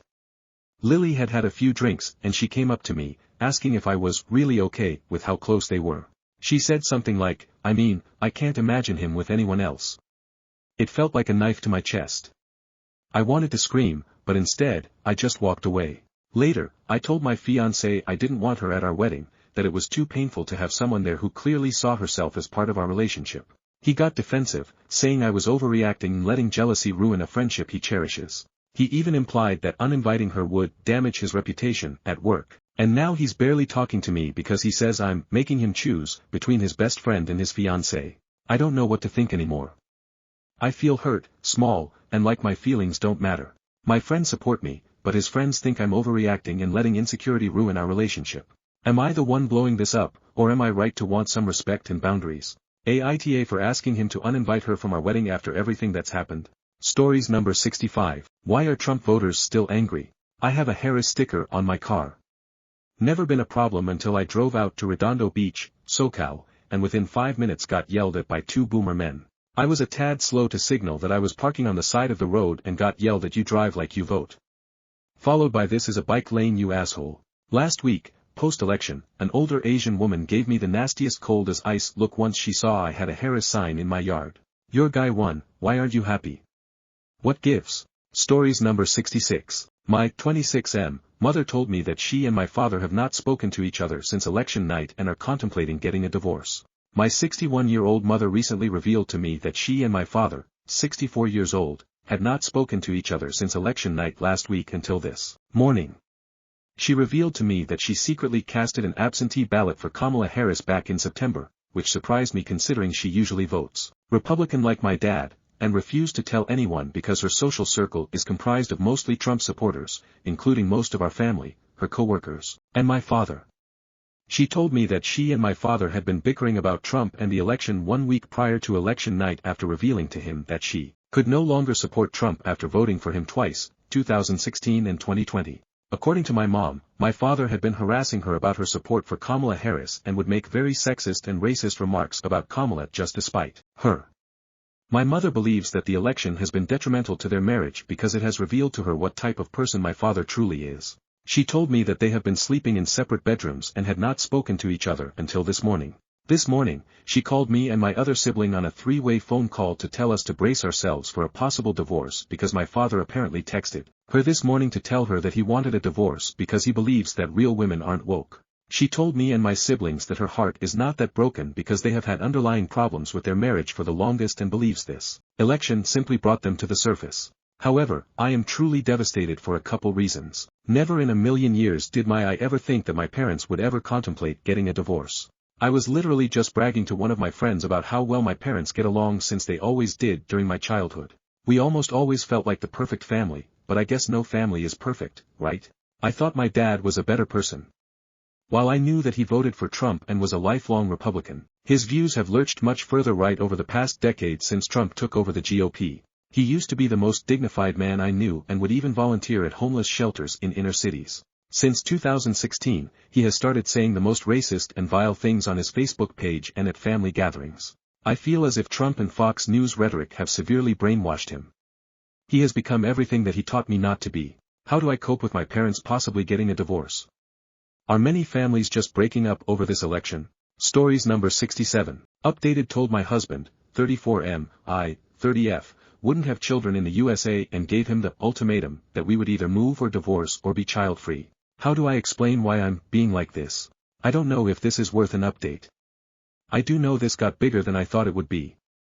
I don't think it put enough markers that could out me other than that I'm a dual citizen in a red state, and I think a lot of dual citizens are likely thinking as I am. Also, I think updated is what you're supposed to write on this, but I don't know if it will be allowed, or if you're supposed to update on the other post. A day ago I saw something that really kind of cemented my choice. A truck stopped next to me at a red light on my regular grocery route, and on the window it had painted, "Her body, my choice." I've never heard this line before. I don't know if it's some wave of insanity overtaking that side of America. I don't care. I don't even care if it was a sick joke. I was so shocked I thought I'd read it wrong and messaged my friend group, where a friend then hours later messaged with a picture of that same truck parked elsewhere with the sign, "I've decided to leave." I did start this for advice on how to explain why, better to my husband, but I don't feel safe, so I'm going to start my moving preparations. And if we still haven't come to a conclusion by the time I am leaving, I guess we can try long distance, marriage counseling, if we still want to continue this. When my friend sent the picture of the car, I showed it to him, and my husband did look disturbed. I don't know if we are going to last, I don't know if he is going to come, but I'm just done with this country. It was that the man who wrote that was confident enough to write that. It's when cruel and sick people get that confident, that I know it's time to leave. So I did tell him today in as many words that didn't want to stay anymore, and will be leaving. I told him I can't make that choice for him, but for my part, I hope he chooses to come, like I chose to stay for him for as long as I did. I had a planned trip, but I have extended it. I am go to visit my family for longer to look at areas. I'm sorry if this is not the update some people were hoping for, but with my grandmother's advice, I'm also getting the same feel as when I lived in BC and saw people stay in their homes until the very last minute during the wildfires, and they gained nothing from not leaving earlier. Nothing. Not sure when I'll update again, but I hope everyone is safe out there. Stories number 68. Aita for not forgiving my best friend after she told my husband I was cheating on him. I, 30F, have been married to my husband, Alex, 32M, for 5 years. We have a good, solid relationship and trust each other completely. I've always been very close with my best friend, Emily, 29F, and we've been friends since high school. However, recently, our friendship has been put to the test. A few months ago, I went on a business trip for a week, and during that time, I noticed Emily was acting a bit strange. She seemed distant and wouldn't respond to my texts as quickly as usual, but I didn't think much of it. I figured she was just busy with her own life. When I came back from the trip, Alex confronted me about something that completely threw me off. He told me that Emily had contacted him while I was away and accused me of cheating on him. She claimed that she saw the way I was flirting with someone at a work event and that I had been texting other guys in a way that seemed inappropriate. I was absolutely shocked and devastated. There was no truth to what she said, and I couldn't understand why Emily would tell Alex something like that. I've never once been unfaithful, and I had no idea where she got these ideas from. I confronted Emily, and she admitted that she had seen me talking to a male colleague at the event, but she took everything out of context. She said she didn't like the way he was looking at me and assumed something was going on. I was furious. Emily had never said anything to me about her concerns, and instead, she went behind my back and accused me of cheating. I told her that I couldn't trust her anymore and that I needed space.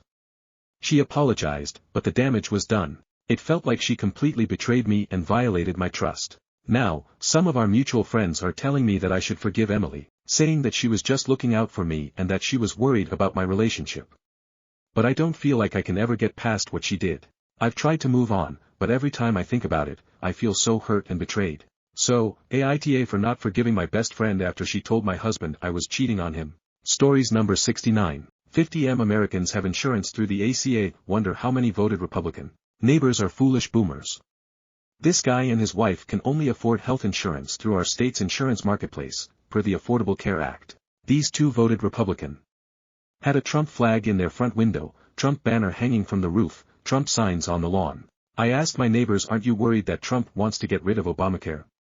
Both of them were fine with Trump getting rid of Obamacare. They believe Obamacare is government-paid health insurance for illegal immigrants. They didn't realize that Obamacare is the reason they have affordable health insurance through the state. I would love to see a U.S. electoral map that includes how many residents of each red Republican state only have health insurance through Obamacare. Stories number 70. Aita for not letting it go when my car got totaled. I, 17M, am a senior in the southern U.S. The towns near mine are small, so my town and two others combined to make the high school. There are elementary/middle schools in all three towns though, so I hadn't met many of the people there until 9th grade. Last Thursday when I got to school there were two open parking spots next to each other, so I parked there. Everything was fine until the end of the day. My friends, Mark and Joe, were coming over to my house, but we got to my car and I saw it was wrecked. Both of the left side doors were dented all the way from the back to the front. My side view mirror was completely gone. My left tail light was smashed, and the bumper was hanging off. Neither door on the left could open, so I couldn't get in. The car that had parked next to me was gone, but whoever was there did it. Mark and Joe were shocked and I was kneeling in disbelief. I called my dad and he said to stay there and he'd leave work. He called the police, but I was still in shock, so he talked to them before they asked me what happened. I told them what I knew, which was not a lot, and they drove me home while my dad talked to them for a little while longer. Me, Mark, and Joe went back to mine. My dad came home a little while later. He said they'd see what they could do, but there are no cameras in the parking lot, so there was no video. Then, Mark yelled he knows who did it. He had texted his GF and told her about my car and she said she saw a girl, Annie, driving and the right side of her truck was ruined. Joe had texted his brother and he said that he saw Annie park next to me since her truck is bright red. Annie lives in another town but she seemed fine. We weren't friends but we knew similar people, so we hung out sometimes. Annie has a massive pickup truck but she doesn't really need one. Her mom's a teacher, her dad's an elementary principal and Annie works at a grocery store. Me, Mark, and Joe drove over to Annie's house to see if her truck was damaged. Her truck was in her driveway, her right headlight was broken, and her right doors were scraped. Annie ran out of her house and I asked if she hit my car. She freaked out and was yelling. Her dad ran up and said that he'd call the cops if we didn't scram, so we left. Friday morning, I got called into the principal's, Mr. S, office. Annie, her dad, and her uncle, the police chief, were there. I tried to say I knew Annie hit my car but Mr. S told me there was a report I harassed Annie at her house. I tried to explain and ask if I could call my dad, but the principal said that they have a zero-tolerance policy for harassment and I was suspended. They told me to leave and the principal told me to just let it go, and then I can go back. I texted my friends and most of them told me Annie is crazy and they're with me, but some told me that I should chill cause Annie didn't mean to hit my car. So, Aita. Should I have just let it go?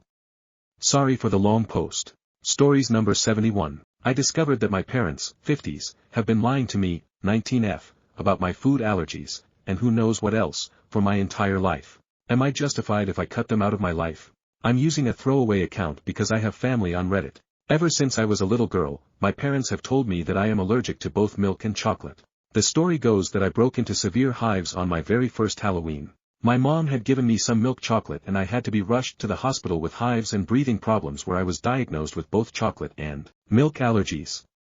Ever since then, I have never been allowed to eat anything containing chocolate or cow's milk. Over the summer, one of my college friends from out of state invited me to come stay with her for a few weeks. While I was in her state, I decided to use the opportunity to visit my godmother/aunt who I haven't been able to see since I was a young child. My aunt was thrilled to see me and we spent a whole day hiking and just catching up. When we stopped for lunch, my aunt pulled out some granola bars, but they had chocolate in them so I couldn't eat them. I told her that I was allergic to chocolate and she was stunned. My aunt told me that I have never been allergic to chocolate and that my mom was lying to me. She told me the story of how I had gotten ill from daycare and my mom had tried to sue the daycare owner for some stupid reason that no one was sure of. My mom was pissed off because she thought the daycare owner was flirting with my dad and she wanted to get the daycare shut down. My mom then invented the story about me and the chocolate at the Halloween party. She made sure not to tell the daycare about the fake allergy and then waited for the daycare to feed me food with chocolate in it so that she could sue. When that didn't work, my mom then invented a story about me being allergic to milk. When Aunt tried to call her out on it, my mom stopped speaking to her, and that silence has continued until the present. Needless to say, I was stunned. I wanted so badly to believe that my mom was telling the truth and that my aunt was lying. I waited until we got back to my aunt's house and I took a bite of one of the granola bars. And I was not allergic, at all. I was very upset and decided to call my dad. Our conversation was so crazy and out of nowhere that I don't know what else to do but type it out. The conversation went like this. Me, Dad, were you aware that I am not actually allergic to chocolate and milk like you and Mom have told me? Dad, don't be ridiculous. You've never been able to eat chocolate without a reaction. Why would we make that up? Me, I'm not trying to accuse you of making it up. I was just asking if you were aware that I do not have the allergy. I just ate some chocolate and I didn't have any reaction to it. Did I ever get any allergy tests done? Dad, I will have to ask your mother. I am upset that you are trying to call us liars over this. Me, when did I say anyone was lying? What are you talking about? My mom then jumped into the conversation, speakerphone. Mom, honey, don't you remember that you had hives at your 10th birthday party?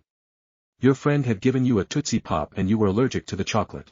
Me, Mom, I never had a 10th birthday party and I don't know what you're talking about. I was just curious if I ever had a real allergy test done for chocolate, because I was just able to eat some without a reaction. I'm just trying to figure out if I can eat chocolate or not now. Mom, I don't know why you need to know if you had a test or not. You can't eat chocolate because we say you can't eat chocolate. You're being a little liar right now. How dare you say we never gave you a birthday party that year? You've always been ungrateful and now you can't even remember the party we gave you. Me, Mom, I know I never had a 10th birthday party because I was at summer camp. Why are you trying to make me believe that I did? My mom then started screaming at me and I just hung up the phone because it was so loud and I couldn't hear any individual words. I silenced my phone and watched as she proceeded to call me 40 times in a row. The entire time my aunt was watching in horror. My aunt then gave me a hug and told me that this is why she doesn't have a relationship with my mother. My mom has always done this, lied to people and then tried to convince them it was the truth. I am very upset about this entire situation. The conversation was simply one of the craziest things I've seen and I don't know who these people are anymore. It creeped me out and I don't think I ever want to talk to them again or else they will try to turn on me. Am I right in wanting to cut these people out of my life? TLDR, Mom and Dad always told me I was allergic to chocolate. I went to visit Estranged aunt in a different state and aunt revealed my mom made it up to try to sue a daycare. I ate the food I was supposedly allergic to and was fine. I called my parents and they tried to say I was calling them liars and then tried to make up a birthday party. It was crazy and I think they're crazy and I just need to know if it's okay to cut them out of my life. It's been a while, but I felt the need to update because my mom purchased a one-way ticket to Crazy Town after I made my first post. To summarize what I have found out since my last post, I am not allergic to chocolate. Chocolate is amazing and I am now addicted to the chocolate waterfall at Golden Corral. I am not allergic to milk. I am mildly lactose intolerant, but I was always told it was an allergy to a protein in the milk. I can drink lactate with no issues. I had an allergy test done and it confirmed that I am not allergic to anything except for pollen and some animal dander. My mother is a psycho. After I made my original post, I decided that I was going to cut contact with my parents except through email. My mom called me over 1,000 times the first week and I eventually had to get a new phone and simply stopped answering the old phone and let the battery in it die. To put this in perspective, she used to call me 2 to 3 times a week and this sudden increase was pure insanity. Since my mom knew where my dorm room was located on campus, I requested to be moved into one of the more private dorm buildings because I was concerned for my privacy. I didn't tell anyone except my college friends about the move and I had thought that everything would be fine. Everything was fine for a few weeks, until I got a call from one of the adjunct professors to help tutor one of the new students. My school has a master tutor list and any student can call the tutors and arrange for help for free. Us tutors are paid by the school. I told the adjunct that I would meet the student in the library in a few and grabbed my books and walked over to the library. Lo and behold, the new student was my mom.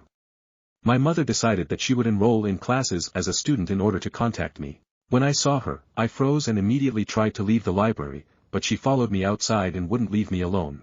I eventually managed to duck into one of the fraternity apartments and was able to lose her, but she has been basically stalking me on campus ever since. I tried to report her to the school, but the campus police told me that since she never made any threats, that there's nothing I can do.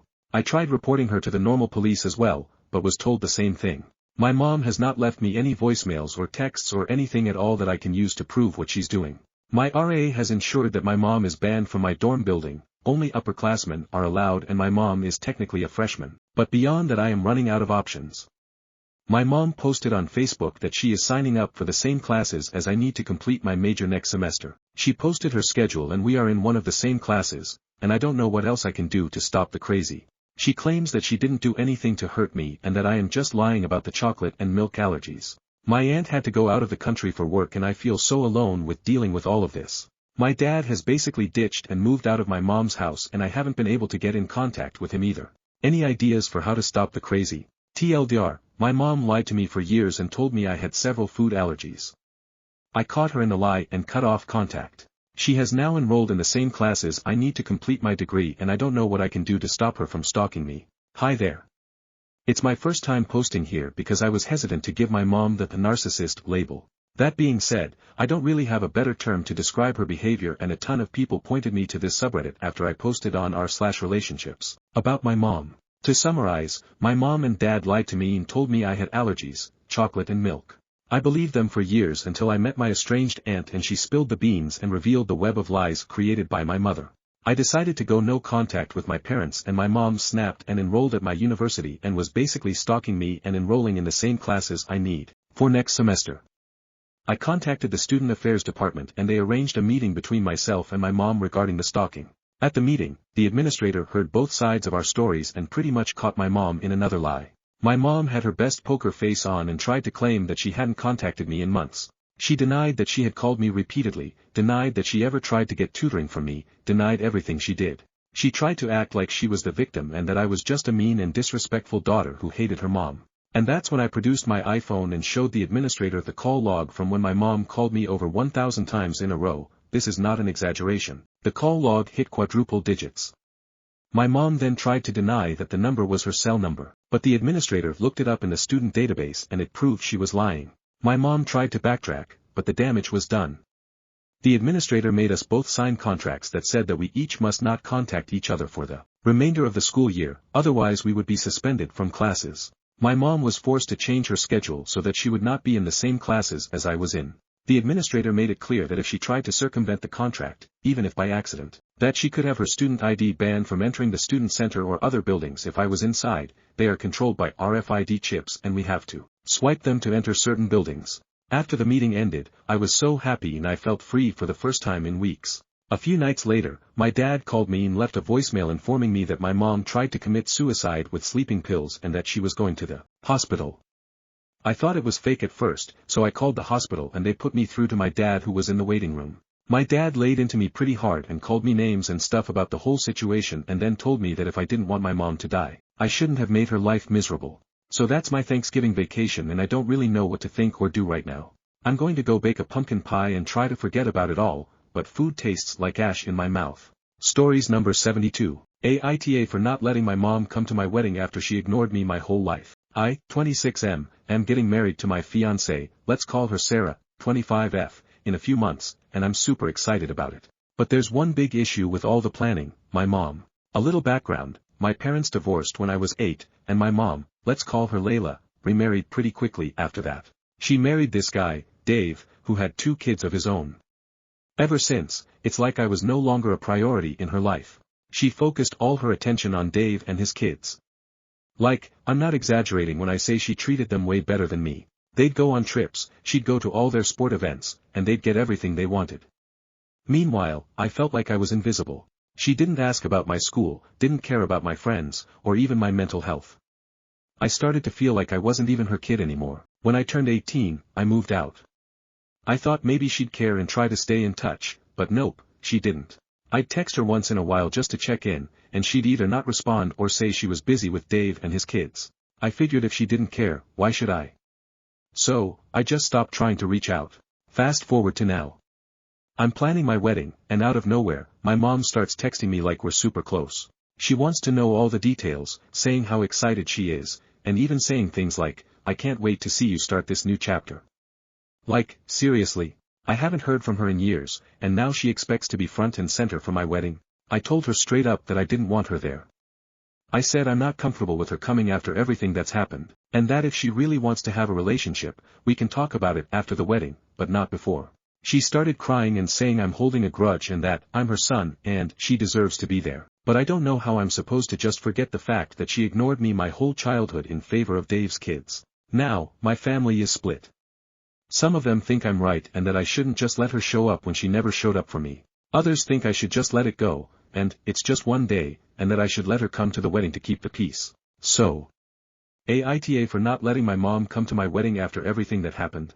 Stories number 73. Am I the asshole for serving my husband divorce papers when he wanted a divorce? I, 39F, was pregnant and a stay-at-home mom to my toddler when my husband, 39M, said he doesn't love me and wants to split up because I was too hormonal. I was blindsided. Admittedly, I'd been critical of his messiness, his challenges keeping up with household duties. Our values differed, he prioritized work and I a more balanced lifestyle. He committed to a vegan lifestyle while dating went back on it, which I was critical of. Despite the shock, I tried to fight for us, apologized profusely, we gave it another shot. The baby was born and 3 months in, he tells me he wants a divorce after I woke him up at 10 a.m. to move his laundry. I was feeling resentful that he was unhelpful, but because he works late nights, he considered this the biggest disrespect and flipped out, swore at me, and said he wanted out. We both wanted to settle outside of court, so we looked for mediators.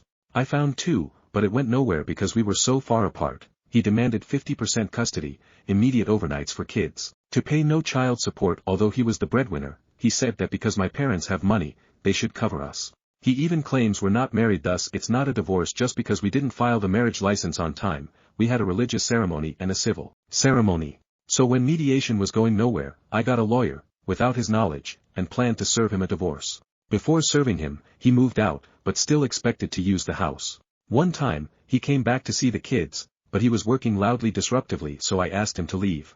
This led to a major altercation. He swore at me in front of the kids. My parents threatened to call the cops. After this, he cancelled the credit card I used to pay for the kids without warning. Then he got served the papers. Immediately he asked for my car title, which had his name on it, the kids' passports, and cancelled my phone which he was paying for. Since I didn't have a working phone, my lawyer considered him a flight risk. He wasn't communicating efficiently. Through the lawyers to make a schedule, he didn't see the kids for 2 weeks. We had our day in court, but the final determination is delayed because he insists we aren't married. Since he got served, he's been furious, accuses me of being pure evil. But the divorce was his idea. I wanted to work things out. He thinks taking him to court for custody child support is the most vile thing, shows my poor character. He's badmouthed me to family and friends. He thinks I've been controlling with the kids' schedule. He sees them 3 days a week, but I'm not comfortable with sleepovers at his house yet. He's also furious about the 2 weeks he didn't see the kids. Yet, he still hasn't paid a dime of their expenses, has more potential quality time with them than he ever did. So tell me, Aita, for serving my husband divorce papers and asking for child support for my young sons instead of just letting him leave, giving him 50% custody.